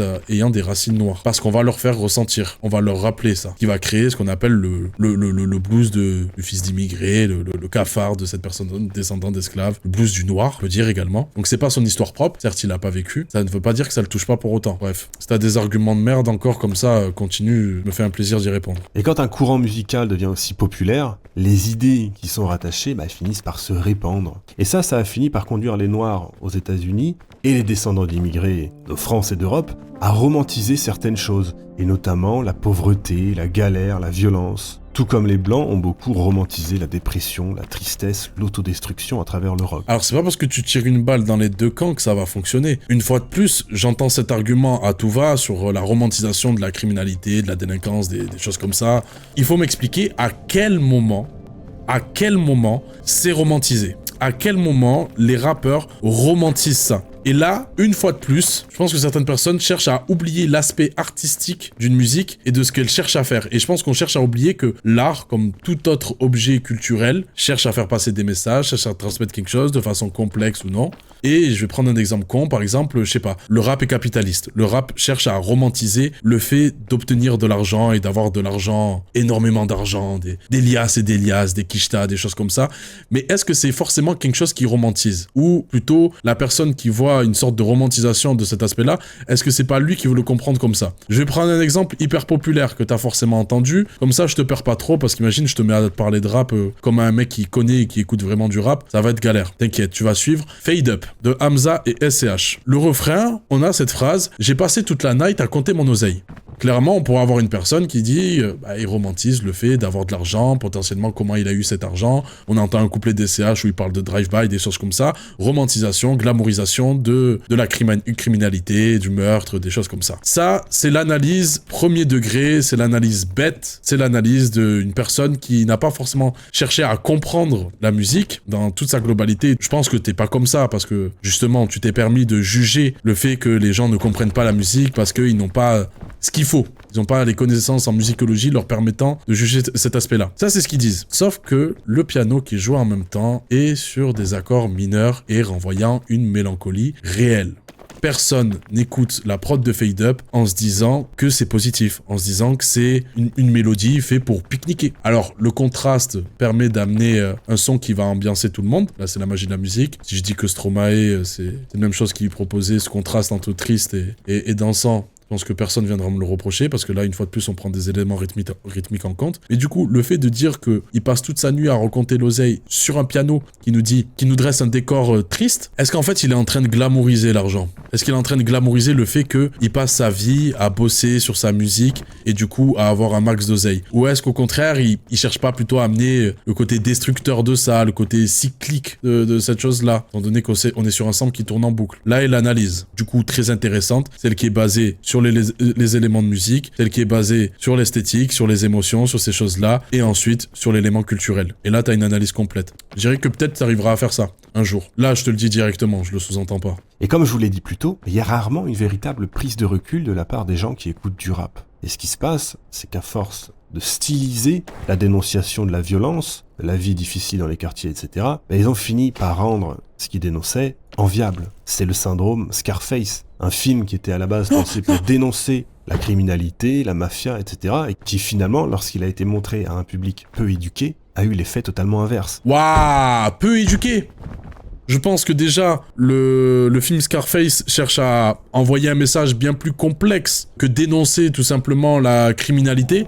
Je pense que ça va un peu plus loin que ça. De Palma, je pense qu'on parle de cette version-là, pas l'original, qui a eu un impact dans les milieux populaires et qui a eu un vrai succès critique au cinéma. Je pense que ça va plus loin qu'un Disney et qu'une vision manichéenne qui cherche à dire c'est le bien et c'est le mal. Je dis pas que le film ne dit pas ça. Je pense que plutôt le cercle vicieux de l'ambition peut courir à ta perte. Par exemple, Tony Montana, ça a fini par devenir une référence pour la jeunesse des quartiers. Et ça, c'est exactement ce qui se passe avec le rap. Alors, ouais, c'est une référence. C'est une référence, mais est-ce que t'as cherché à comprendre pourquoi c'est devenu une référence? Pourquoi des gens se sont identifiés? Pourquoi l'ont pris en référence, en modèle? Pour ce qu'il incarne, justement. Parce que Tony Montana n'incarne pas seulement le méchant bandit qui fait le mal. Il n'incarne pas que ça, et les gens comprennent, ne sont pas si bêtes. N'est pas des jugements aussi durs, quand même. Comprennent que c'est pas un gentil, Tony. Par contre, ce film met beaucoup en avant le rêve américain, met beaucoup en avant le fait de faire aucune nuance. Tony, il manque de goût, il manque de plein de choses, il est un peu bête, il est un peu con, il a un peu tous ces aspects-là, et tout le monde le capte que c'est un sgeg, hein. La scène du rince-main, c'est la même scène que dans Shrek. Il boit le rince-main au lieu de se rincer les doigts. Il présente tous ces aspects-là, mais surtout, il représente ce mec à qui on ne promettait rien, ce mec qu'on mettait sur le côté, ce mec exclu parce que, immigré. En fait, ils vont incarner le symbole, ce que ça représente, pas les actes directement. Mais ça, pareil, il faut pousser la réflexion, hein. Ouais, je le dis directement là aussi. C'est le fait que, il est immigré. Bah, comme moi, ou fils d'immigré, comme moi. Ok, je capte. Il est mis sur le côté, il est rejeté par une société. Ah ok. Ben voilà pourquoi on en fait une référence. Après, il y a un sujet qui est abordé sur pourquoi les gangsters, pourquoi la criminalité, pourquoi tout ça nous fascine tant. Je pense qu'il y a un truc propre à l'humain, sur le fait d'enfreindre les règles, des choses comme ça, des codes établis, les personnages atypiques, les gens qui se font remarquer, ceux qui ont du charisme. Tout ça, ça joue. On est tous un peu admiratifs de ces choses-là. Mais bon, une fois de plus, une façon pas très à droite de vouloir tirer au même endroit sur les milieux populaires, parce qu'on sait qui ont pu potentiellement prendre comme référence ces personnes-là. On a parlé d'immigration. Pouvoir sous-entendre qu'ils ne sont pas éduqués, si t'as pris Tony Montana comme référence. J'ai les mains faites pour l'or, mais elles sont tous les jours dans la merde. C'est pour cette réplique-là que c'est devenu une référence. C'est exactement pour le message qu'envoie cette phrase, qui est une réplique incroyable, qu'il est devenu une référence. Pas pour le fait que tout le monde ait envie de prendre de la coke et fusiller tout le monde en disant « Say hello to my little friend ». À part beaucoup de charisme dans cette scène, c'est pas ce que les gens ont envie de faire. Sinon, on aurait vu le taux de criminalité augmenter, je sais pas. Toujours de dénoncer la difficulté de la vie dans les quartiers, la rue, blablabla. C'est dur, c'est triste, ouin. Mais la forme... Wow. Ah putain. Il casse les couilles. Ouais. Une fois de plus, c'est le problème. Hein. Je pense que le rap, contrairement à plein de musiques, aborde une multitude de sujets que n'abordent pas les autres musiques, vu que tu décides de t'y intéresser. Là, tu te permets un jugement de valeur sur uniquement le thème qui est abordé. Mais pour t'expliquer un truc, c'est-à-dire que si je prends les autres musiques, franchement, le sujet principal et le plus abordé, c'est l'amour. Waouh. Et je l'aime, et elle m'a quitté, et je suis triste, ouin. Je peux faire exactement la même chose. Putain, c'est chiant, ils nous parlent tous d'amour. Parce qu'une fois de plus, ce qui nous intéresse, c'est pas le thème. Y a que les idiots qui réfléchissent comme ça. Avoir l'argument de « ils parlent tout le temps de la même chose ». On s'en fout. Tout le monde parle de la même chose. Comme toi, tu dis les mêmes arguments que plein d'autres ont déjà dit. Que moi, je répète les arguments que plein d'autres ont déjà dit également. Comme dans la vie de tous les jours, les conversations qu'on a, c'est les mêmes que les autres ont plein de fois.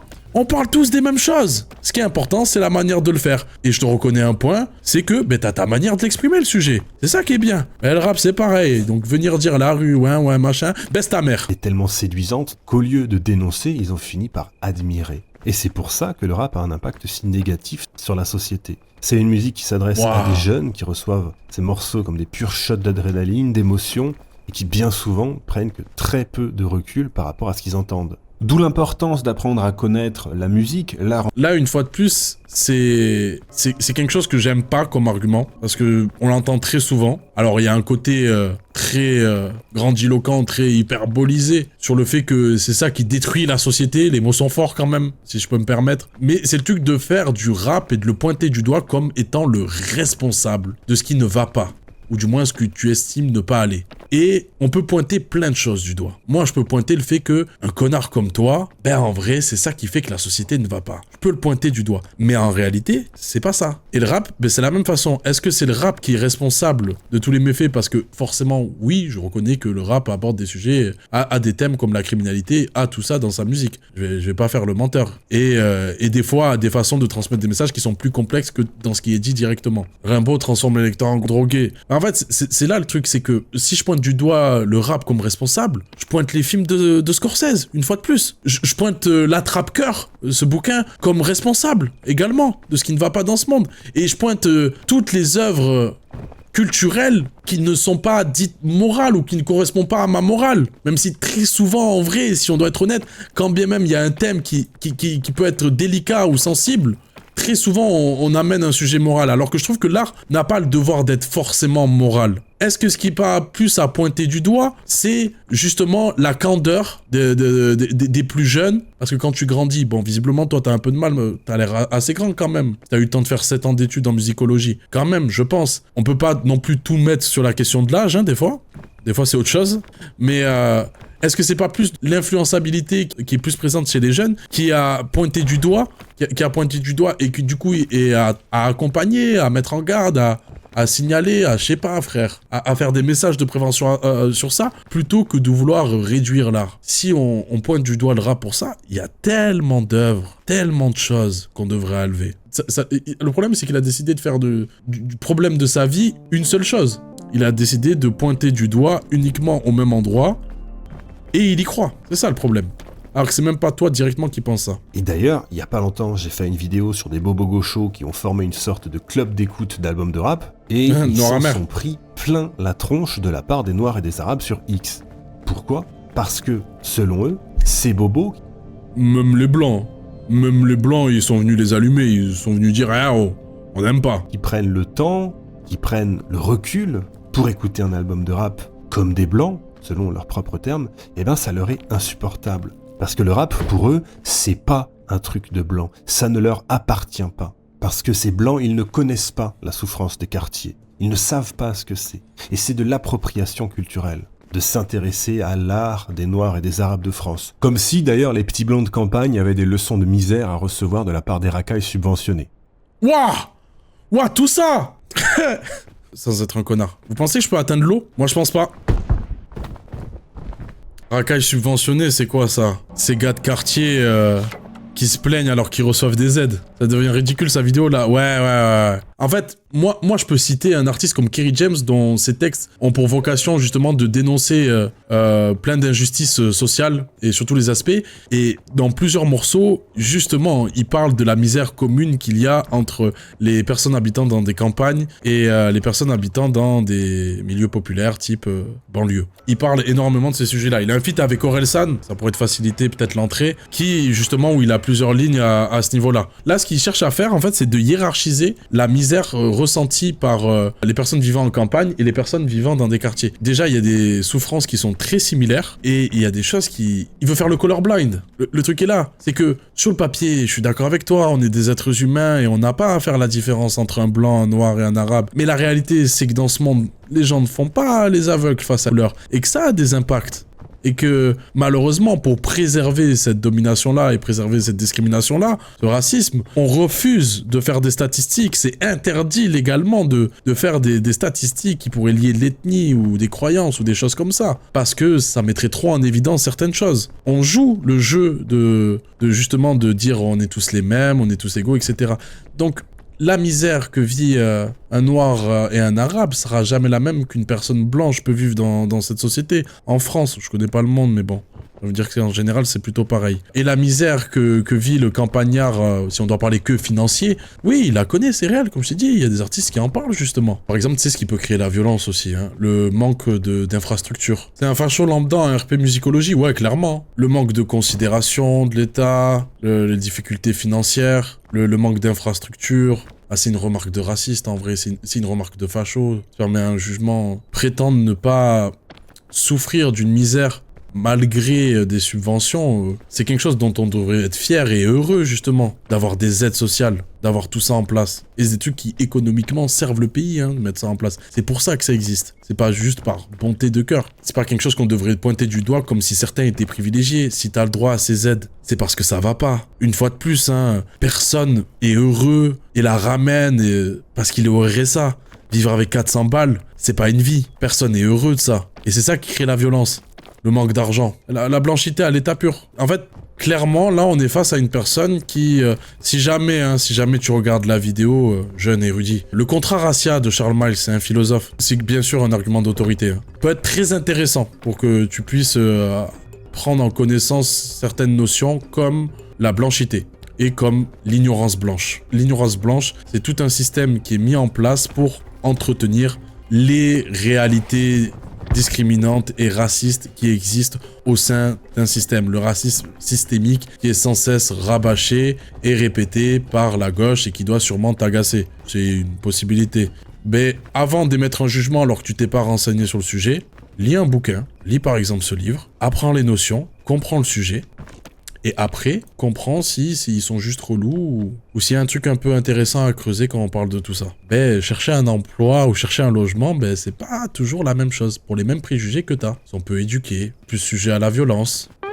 À cause de ces problèmes-là. Plus il est raciste, moins tu escalades. Ouais, c'est terrible, c'est vrai. C'est vrai, hein. Plus c'est une merde, plus je perds mes moyens, frère. Allez, venez, on va au bout de la vidéo, frère. Mais... honnêtement, hein, pour moi, quand on a ce genre de profil et d'idées, j'ai juste envie de lui insulter sa mère parce que je sais très bien que ça sert à rien de parler, etc. Je joue le jeu du dialogue et de l'argumentation, etc. Alors, même si je trouve ça con, je dis des banalités et des choses évidentes qui devraient l'être pour tout le monde, mais plus pour... les gens égarés qui potentiellement pourraient se faire avoir par un discours construit et intelligible, et aux potentielles personnes qui peuvent être un peu dans le flou en se disant je sais que c'est pas bien ce qu'il dit, je me dis c'est de la merde, mais je sais pas trop comment l'expliquer pourquoi. Ben voilà, t'as un peu de matière pour expliquer pourquoi. Je le fais pour ça et c'est pour ça que je partage la vidéo. Et au moins, on viendra pas me dire... ben voilà, à part insulter et être violent, ils savent pas faire grand chose. Voilà. Ils joueront pas sur cet aspect-là, qui est complètement débile. Là où ils ne comprendront jamais que, ben parfois, la violence, c'est tout simplement une réponse. Faut lire France Fanon, là. Faut lire France Fanon. Ça peut aider. Tu sais, il veut parler d'affect et de ressenti, ben forcément, je suis concerné. C'est facile de parler de quelque chose qui ne nous concerne pas. Mais t'as grandi dans un quartier, tu fais partie des non-blancs, tu fais partie de ce sujet-là, en train d'un connard qui dit t'es sujet à la violence, t'es sujet à tout ça, mais ferme ta gueule. Faut être d'un niveau de débilité pour se dire... Sa pensée, c'est que les Arabes et les Noirs, en gros, on est naturellement violents. Ah ouais, tu vois, j'ai pas envie de parler avec ça, frère. Parlent, mais ils en ont besoin. Ils en ont besoin pour se donner de la crédibilité. Cette souffrance, en vérité, ils l'aiment. Et c'est le rap qui la leur fait aimer. Et c'est tout le problème, parce qu'à partir du moment où ils aiment la situation dans laquelle ils n'ont plus aucune raison d'essayer de s'en sortir. Et pour eux, quelqu'un qui n'a pas vécu la violence ou la misère des banlieues, c'est quelqu'un qui n'a pas vécu tout court, qui n'a rien à dire, qui ne connaît pas la vie. Or, bon, qui impose cette souffrance, cette atmosphère de violence? Alors, pareil, hein, je trouve que c'est là le fort un peu de sa vidéo, hein, c'est qu'il y a une part de vérité, mais je trouve que c'est, une fois de plus, à nuancer. Aimer la souffrance, aimer la douleur, aimer ce qu'on peut ressentir, on peut y trouver un confort et une certaine forme d'appréciation dans le mal-être qu'on ressent. D'autant plus si il devient source de création, il devient matière à pouvoir créer des choses comme ça. Mais est-ce que t'apprécies, c'est le fait d'aller mal, de souffrir? Ou est-ce que c'est le fait de pouvoir créer potentiellement l'émerveillement chez des personnes, les aider, te sentir utile, des choses comme ça. Je sais pas, des fois je fais des blagues sur le fait que je galère financièrement, il y a des gens, ils rigolent, ils trouvent ça drôle. Ce qui me fait plaisir, c'est pas d'être en galère et de rien manger le repas du soir. C'est le fait de me dire, bah j'ai réussi à faire rire les gens. Après, est-ce que les gens vont se conforter et s'enfermer dans une précarité uniquement pour pouvoir faire du rap? Bah non, on le voit, les rappeurs deviennent riches, parlent d'argent, parlent de réussite. Alors, très souvent, un rappeur parle de ses possessions, que ce soit la voiture, la maison, des choses comme ça. Ben, c'est des symboles de réussite, justement. C'est un message propre au rap, et d'autant plus de ses origines américaines. Le rêve américain, ben ouais, le truc de réussir, d'avoir de l'argent, de posséder des biens, des choses comme ça. Et la plupart, ils aspirent à ça. Et quand ils l'ont, ils se privent pas de le montrer. Il y a aussi une question d'ego. C'est un sport d'ego, le rap. Par contre, le truc qui est vrai, c'est... Est-ce qu'un récit joyeux est forcément intéressant? Je sais pas, c'est difficile de faire de la musique positive. Purement positive. Dans les Noirs et les Arabes, on kiffe la précarité, c'est dans nos gènes. C'est fou, hein. C'est fou quand même. C'est fou, genre, ouais, c'est en nous. On a besoin d'aller mal, etc. On a besoin de souffrir et tout. En fait, pour moi, c'est dû à une incompréhension de ce qu'il écoute. C'est que la musique noire, au sens large, hein, prends même pas que le rap, la musique noire, elle existe à cause d'une souffrance. Elle n'aurait pas... Enfin... Tu sais, quand tu retraces l'histoire de la musique afro, et quand tu vois de quoi elle a été inspirée, quand tu sais que, tout à l'heure je vous parlais de l'afterbeat, le fait de faire du temps 2 et 4, un temps fort, quand tu sais que c'est lié à la cadence et au rythme qu'ils avaient trouvé pour mettre des coups de marteau, quand c'était soumis à l'esclavage, quand tu sais que la genèse est par delà, c'est triste, c'est très triste. C'est pas pour autant que c'est aimé et apprécié, au contraire. Fanon, justement, disait que la fin du racisme et de la ségrégation, de la discrimination des Noirs, de la néocolonisation, bref, de tous ces aspects-là, sonnera le glas de la musique noire, mettra sa fin, parce que clairement, c'est une réponse à une oppression.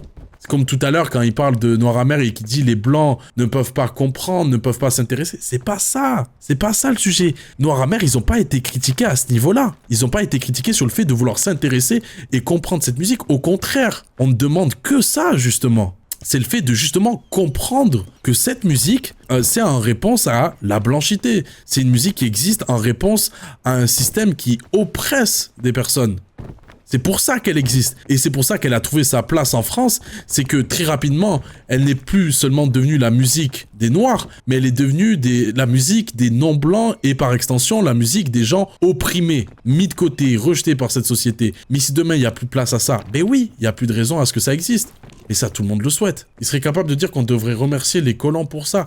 Mais les gars, est-ce que c'est pas le propre de ce genre de discours? Les gars, vous avez déjà entendu l'argument comme quoi la colonisation et l'esclavage, l'occupation des Européens sur certains territoires a apporté plus de bien qu'autre chose. Je suis pas le seul à avoir entendu ça, les écoles, machin, etc.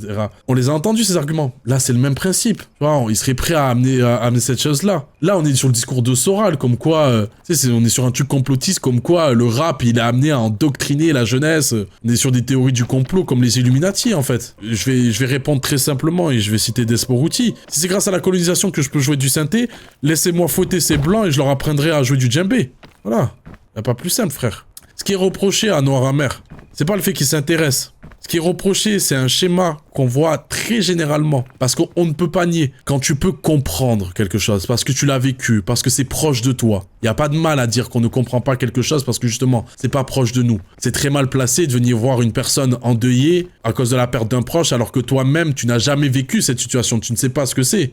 Ne serait-ce qu'être en deuil, mais encore moins perdre la même personne que lui, ou même avoir la même relation que cette personne pouvait avoir avec la personne qui l'a perdue. C'est très mal placé de dire « je comprends ». Par contre, dire « j'entends », c'est quelque chose. Et c'est plus ça qui est demandé. Donc oui, forcément, quand il y a du vécu, tu comprends un peu plus les choses. Ce qui est reproché, c'est de justement, pour pouvoir entendre une musique, pour pouvoir l'apprécier, ça ne passe uniquement par l'intellectualisation. C'est un schéma qu'on voit très souvent, c'est-à-dire que pour la musique elle-même, et c'est ce que tu as dit tout à l'heure, ce qui fait l'appréciation, c'est le ressenti, pas plus que ça. Mais le fait que des personnes aient besoin de se réunir pour faire, ce qui serait pas de la musicologie, ce que tu estimes tant, mais plus du partage de ressenti avec des codes non liés à cette musique pour trouver un argument d'autorité et de crédibilité. Par exemple, comparer un texte d'Oxmo Puccino à du Zola, c'est ça qui fatigue les gens. C'est le fait que si on compare pas l'écriture d'un rappeur, notamment au format livre, roman, peu importe, essai, qui est un format estimé et noble et perçu comme intelligent, mais en plus de ça, par une personne blanche, voilà, ce n'est pas possible d'estimer intellectuellement ce qui peut se passer. Le souci est là, c'est ça qui leur est reproché. C'est de réutiliser des codes académiques, occidentaux, européens, pour avoir une grille d'appréciation et pouvoir estimer la musique. Il veut pas grimper le perso, il veut vraiment pas grimper comme le mec qu'on écoute, il veut vraiment pas avancer, frère. J'en ai marre. Et en fait, les comparaisons, elles sont naturelles. Tu sais, pour juger quelque chose, il faut que tu aies un référentiel. Donc c'est ce truc-là. Mais après, il faut comprendre les trucs non venus. Genre, ah oui, bravo, Oxmo, jeune noir. Tu arrives à écrire aussi bien qu'un blanc. Presque, hein. Il a dit, c'est presque comme du Zola. Le souci, il est là. C'est ça qu'il aurait reproché. Tu peux apprécier la musique pour ce qu'elle est. Et c'est ce qui peut amener à terme à enlever toutes ses racines et son sens à cette musique. Et on est un peu dans ça. Dans les cités, si ce n'est ses habitants eux-mêmes. Enfin, tout ça pour dire que cette souffrance, ils en ont besoin pour leur storytelling. Parce que, je sais pas si vous avez remarqué, hein, mais aujourd'hui, tout le monde s'invente un passé sombre, un passé de pauvre. C'est presque honteux de dire... Ah non, c'est pas... C'est un jugement, une fois de plus. Je sais pas, les Noirs et les Arabes, on en a besoin pour faire de la musique. Sans ça, on pourrait pas... Voilà, c'est vital en nous. Enfin, où aller, les pauvres, ils ont besoin de ça, sinon ils ont plus de raison d'exister. C'est dingue d'être... aussi simpliste dans sa façon de réfléchir. Non, si on doit prendre l'exemple d'Oxmo Puccino, il nous a fait un album sur le bonheur, là. Il nous a fait un album sur le fait de prendre un barbecue. C'est pas la misère de manger un barbecue. Et à aucun moment, il amène les images avec un contraste comme quoi on revient de loin, comme quoi un barbecue, ça s'estime parce qu'avant, on mangeait pas si bien, on n'avait pas l'argent pour s'acheter de la viande. Non. Et je sais pas, il y a des artistes qui peuvent être très tristes, mais bon, ils cancellent, mais Naps... je sais pas, quand il rappe Reng Reng en Aventador, vas-y monte à bord, il est pas en train de rapper la misère. Je vois de plus, je connais pas ton sujet. Dire qu'on a une vie confortable ou sans trop de problèmes. D'ailleurs, dans le rap, Booba, c'est ça. Il se les a inventés, ces problèmes. Il se les fabriqués, son personnage. Et c'est toujours comme ça. Quand les gens s'inventent une vie aujourd'hui, c'est jamais pour dire « Ah oui, moi, j'ai passé mon enfance et ma jeunesse dans un luxe ostentatoire, j'ai jamais manqué de rien, c'était super. » Alors, je vais pas aller sur l'argument qui est un peu facile et tapine qu'on ressort à chaque fois sur le fait que Booba n'est pas grandi dans un milieu si violent que ça, n'est pas connu réellement la précarité, des choses comme ça. Je vais pas revenir sur ces arguments aussi simples, étant donné que quand bien même peut-être il n'a pas vécu dans ça, ou il n'a pas connu ça, il a braqué un taxi, il a fini en prison, il a connu la prison. Peut-être quelque chose auquel tu ne peux pas prétendre, donc c'est pas parce que il faut témoigner d'un certain parcours qu'on ne connaît pas forcément. Je vais revenir sur le même argument que tout à l'heure. Pourquoi devrait-il connaître quelque chose? Pourquoi devrait-il l'avoir vécu plutôt, expérimenté, pour pouvoir le chanter? Est-ce que je vais reprocher à un chanteur de chanter une histoire d'amour qu'il n'a pas vécu? Personne ne s'invente un train de vie luxueux, j'avoue, un thrill. Il y a des rappeurs dont c'est la marque de fabrique de justement flexer et dire qu'ils sont juste trop riches. Et tu sais, c'est un truc très propre au rap, genre s'il rappe ah t'as pas vécu, du coup t'es plus capable d'en parler. Mais qu'est-ce qui l'oblige? C'est son obligation? C'est un argument de vente, voilà, que les rappeurs ont utilisé, etc. Pour le côté authentique. Ouais, ça leur regarde. C'est eux-mêmes, leur art, ils font ce qu'ils veulent, frère. Mais c'est une obligation maintenant de chanter parce que tu as vécu. Même exemple, hein, tu sais, je vais pas me faire chier, frère, vu que tu répètes les mêmes choses, les mêmes débilités. Scorsese, le vieux. Bon, dommage, hein, peut-être tu vas te foutre en l'air en faisant ça, mais va braquer ta mère. Va braquer, va tuer des gens, va faire tout ça, après fais les films. Personne n'a inventé d'histoire comme ça. On va plutôt bien insister sur le papa prolo qui a trimé, qui a eu du mal, qui picolait même peut-être, ou la maman qui a élevé seule son enfant, les moments où on mangeait, pas toujours à sa faim, etc. Bref, on insiste sur les difficultés. Il n'y a aucune pudeur à faire ça, hein. C'est au contraire, c'est un fait d'armes. Tout le monde met ses difficultés en avant. Vous avez forcément vu la vidéo avec la femme de Beckham, par exemple, qui s'invente un passé de prolo, et lui qui passe la tête par la porte pour lui dire « Arrête de mentir, t'es une gosse de riche ». Parce qu'aujourd'hui, ce storytelling de la pauvreté, de la misère, c'est ça qu'il vous faut pour vous mettre en valeur. Si vous êtes un privilégié, vous avez tout intérêt à le cacher. Et je crois qu'on mesure pas les conséquences que ça peut avoir, ce genre de conneries. Parce que vouloir élever ses enfants dans un environnement décent, leur offrir une enfance protégée, c'est un affront à ce storytelling. Or, ça devrait être ça, le but de tout être humain normalement constitué. Éviter les problèmes et les douleurs, plutôt que de rechercher le frisson à tout prix pour combler l'ennui. Ce qui est globalement ce que Dalrymple nous disait, d'ailleurs. Tout ça pour dire que pour beaucoup d'immigrés, de descendants d'immigrés, les Blancs sont systématiquement vus comme des privilégiés, alors que eux-mêmes se voient comme des victimes. Bah ouais, lis, instruis-toi. Le blanc, c'est pas juste une couleur de peau. Construction sociale et historique. Tu ne peux pas enlever ça. Bien sûr qu'il y a des privilèges. Ça serait comme dire, les hommes ne sont pas privilégiés par rapport aux femmes. Alors on peut remanier les mots, hein. C'est ce qu'on adore faire. On prend le même exemple, Christophe Colomb, c'est un explorateur. C'est pas un immigré, c'est pas un conquérant, c'est pas tout ça. On peut changer les mots, bien évidemment. On peut dire, les hommes connaissent la normalité, là où les femmes ne... Voilà. Et on connaisse la normalité, là où les naissent pas. Ce qui en fait une forme de privilège, c'est que les non-blancs sont pas dans la même situation. Ce qui en crée forcément une différence, c'est quelque chose de supérieur.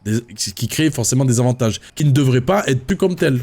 Voilà, jouer avec les mots. Et puis surtout, une peur que le rap finisse se gentrifier par ça. C'est-à-dire, globalement, que les modalités de consommation du rap changent. Et ça, c'est pas une peur qui sort de nulle part, hein. Parce que ces blancs, sociologiquement, ils ont tendance à trop intelligents. Les blancs, les whites, ils sont terribles avec ça, en vrai, avec la gentrification de la musique. Il veut reconnaître un certain point. Putain, mais là aussi, il casse les couilles, frère. C'est terrible. C'est une merde, hein. Tu vois, un truc qu'il peut pas nier, historiquement, le fait que l'appropriation culturelle chez les Blancs, la gentrification, toutes ces choses-là sont bien réelles et existent. Au point de détruire un art, des choses comme ça, il peut pas le nier.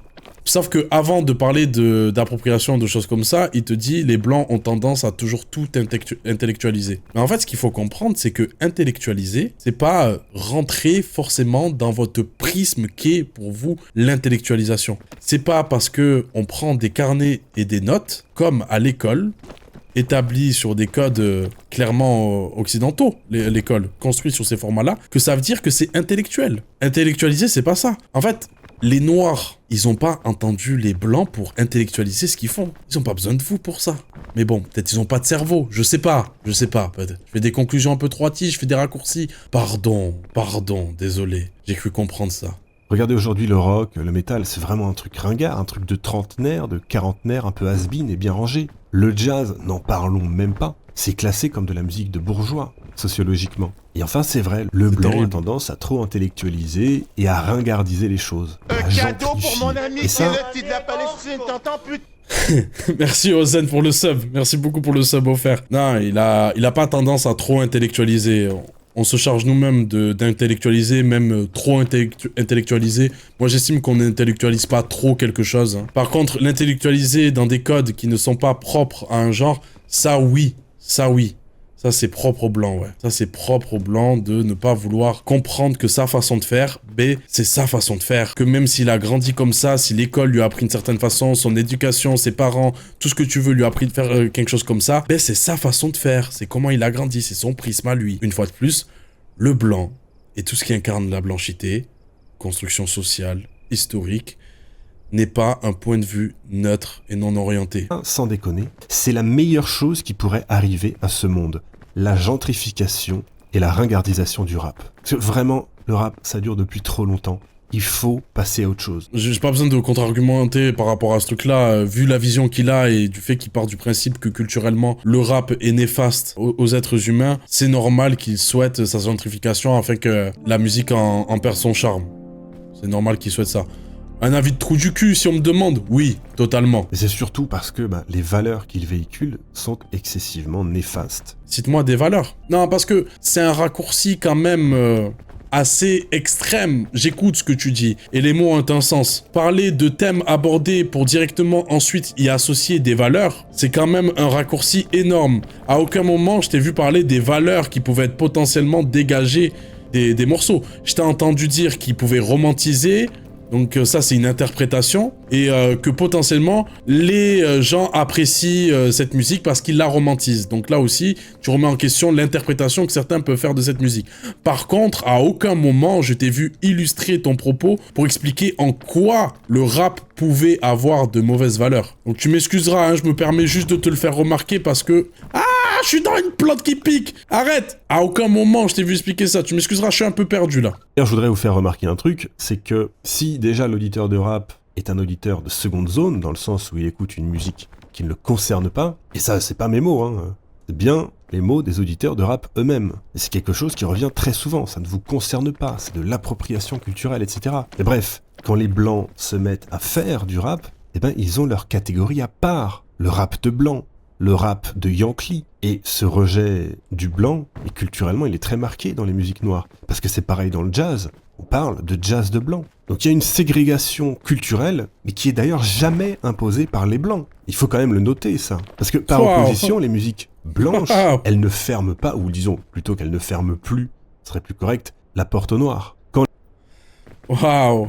En fait, là, il essaye de dire comme quoi ça part directement de l'initiative des noirs d'exprimer cette forme de rejet. Voilà. Bon, je vais pas rentrer dans les détails sur le fait que parler d'un rejet complet, c'est n'importe quoi. Eux n'ont rien fait, sont innocents, que les blancs n'ont aucune raison il faut faire le colorblind une fois de plus. Alors que c'est une réponse. C'est une réponse. Pas envie de te donner la réponse directement. À un moment donné, utilise un peu ton cerveau, quoi. On se répète. À un moment donné, il faut comprendre que directement, cette musique est une réponse. Quand tu peux ressentir cette forme de rejet, ce qui en est pas. On demande juste de... Écoute, si tu viens ici, respecte. On te rappelle les bases. On te rappelle les faits, ce qui se passe. Je sais pas pourquoi je descends, moi. Carrément, j'abandonne tellement. Je veux rentrer chez moi. Ça lui plairait. Ce message-là, en fait, c'est juste la continuité et la cohérence de ce qu'est la musique et ce qu'elle incarne. C'est une réponse. Mais vu que tu décides de l'enlever pour uniquement parler de musicologie quand la musique existe et remettre du social quand c'est les individus qui l'écoutent et qui la font, à un moment donné, il s'agirait d'être cohérent. Soit tu prends la sociologie en compte, qui est biaisée, hein, une fois de plus, tu veux voir qu'un seul côté, soit tu la prends en compte dans son global, soit tu la prends jamais en compte, en fait.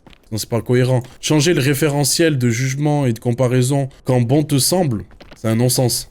Et ta vidéo, c'est ça, c'est un non-sens. Quand les noirs font du rock ou du métal, on parle pas de rock de noir ou de métal de noir. En fait, c'est con, c'est que le rock, initialement, c'est une musique noire.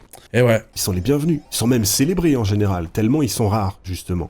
Mais s'ils sont rares, c'est parce que ça les intéresse pas. C'est pas parce qu'ils sont pas les bienvenus. On va pas créer une petite case à l'écart pour mettre les noirs. Ce serait très mal vu d'ailleurs. Alors que dans l'autre sens, ça pose aucun problème. Mais oui, pourquoi ça pose aucun problème? C'est comme quand on explique que le racisme anti-blanc n'existe pas. Pourquoi? Parce que mettre les noirs de côté, bah c'est tous les jours. C'est tous les jours et partout, c'est dans toutes les situations.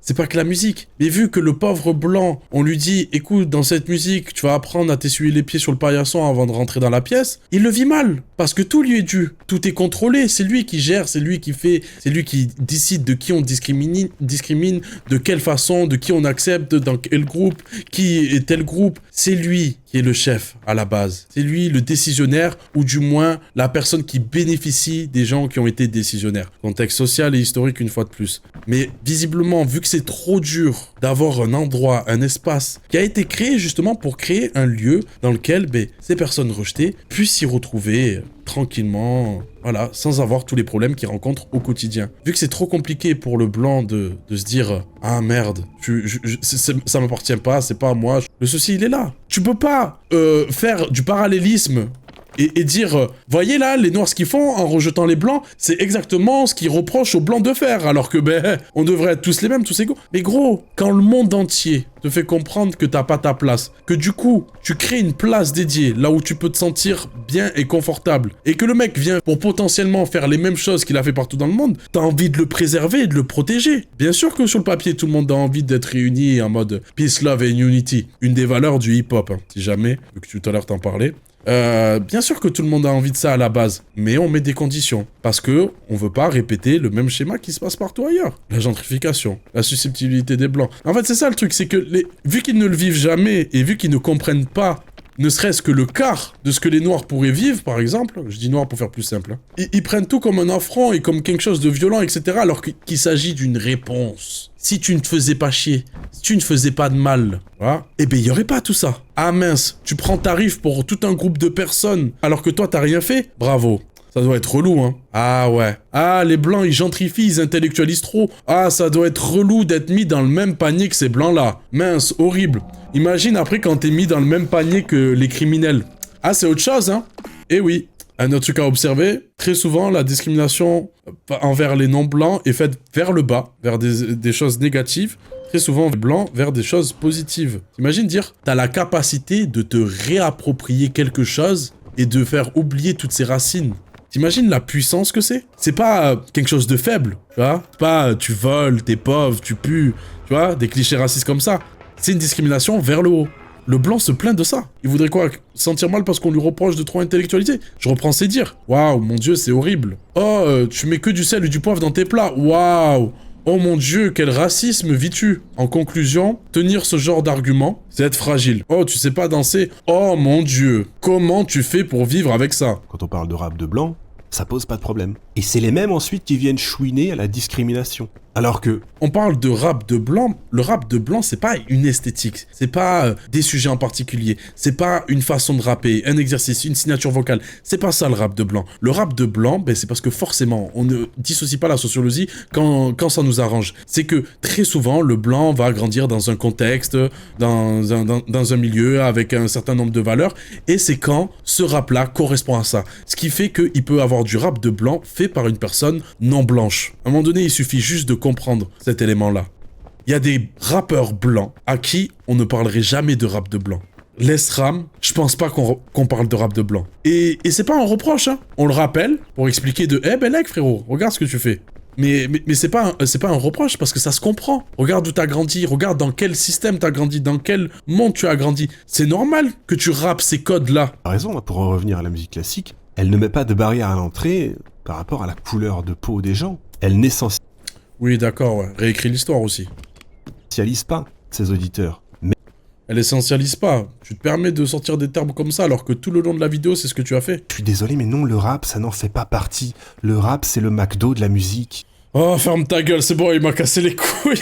Oh là là. Après, c'est moi qui ai fait durer parce que je parle de ouf et que j'ai mis pause à chaque truc qu'il dit. Mais putain, mais il dit tellement de la dé, gros. 4 heures, c'est 4 heures du mat, ouais, J'ai pas lancé ça, c'était minuit 30. Voilà, rediff de zinzin que je vais envoyer, frère. Ouah, l'enfer du bail. Le monteur en sueur. C'est moi le monteur. En fait, moi, ce qui m'a posé problème avec cette vidéo et pourquoi je voulais y répondre, c'est que ça a trop d'audience. Tu sais, quand tu fais une vidéo sur Internet, sur YouTube notamment, c'est un peu comme si t'allais sur la place du village, tu prenais une chaise, tu montes dessus, un truc qui est autorisé en Angleterre, si je dis pas de conneries, et tu te mets à envoyer ton discours, ce que t'as envie de dire. Ben, t'es sur place publique. Moi aussi, je peux prendre mon petit tabouret, monter dessus, et me mettre à parler à ton tour pour répondre à ce que tu dis. Et moi, ce qui m'emmerde, des fois, sur Internet, et c'est pour ça que je trouve que c'est important de répondre au moins, ne serait-ce qu'une fois, à des personnes qui peuvent tenir ce genre de choses, parce qu'après, très généralement, c'est les mêmes éléments et mêmes patterns qui sont en boucle. Ne serait-ce qu'une fois, pour amener cet élément de contradiction, pour ce truc de représentation, et de... Bah, frérot, tu t'exprimes sur la place publique, il y a tout le monde qui peut consulter ton truc. Il n'y a pas un contre-argument qui peut exister. Ben si, frère. La vidéo de merde avec son ton de pseudo-intellectuel, demi-habile abruti. J'ai adopté le même ton et tout parce que je voulais pas que la vidéo tombe trop facilement, parce que dites-vous que c'est quelque chose que je regrette, mais c'est même des gens qui partagent des valeurs qui peuvent être similaires à la nôtre. C'est ça qui fait qu'on estime que c'est le bon côté. Ils peuvent être biaisés par ça. Tu vois, ce truc de... Mais on peut même plus débattre. On se rend pas compte que ça, ben, c'est pas quelque chose de bon, le débat. Moi, je suis pas en train de débattre, là, actuellement, quand je fais cette vidéo. Je suis en train de montrer juste que j'ai raison. J'assois à quel point je suis plus instruit, plus intelligent et plus compétent que lui. C'est ça que je fais. Je suis pas dans l'échange d'idées. Je ne retiendrai rien de ce qu'il a dit. Encore plus du fait qu'il n'y a rien de nouveau, rien d'intéressant dans ce qu'il dit. Je suis pas dans le débat. Je combats, je lutte. Juste, et on parlait de compromis la dernière fois qu'on a fait le Politiscale. Mon compromis, c'est de reprendre les codes de sa façon de parler, de reprendre les codes qu'il a de parler d'un sujet pour pouvoir mieux combattre. Je sais pas, le connard qui a voulu nous faire croire que la violence n'est jamais une réponse adaptée, je trouve que c'est un ouf. Mais est-ce que c'est notre tub qui ressemble à un champignon ou le champignon qui ressemble à une tub? L'œuf ou la poule, les frères? Je pars sur la théorie comme quoi le champignon était là avant nous, ouais. Kishta en train de préparer son meilleur lit. Pourquoi ils font ça?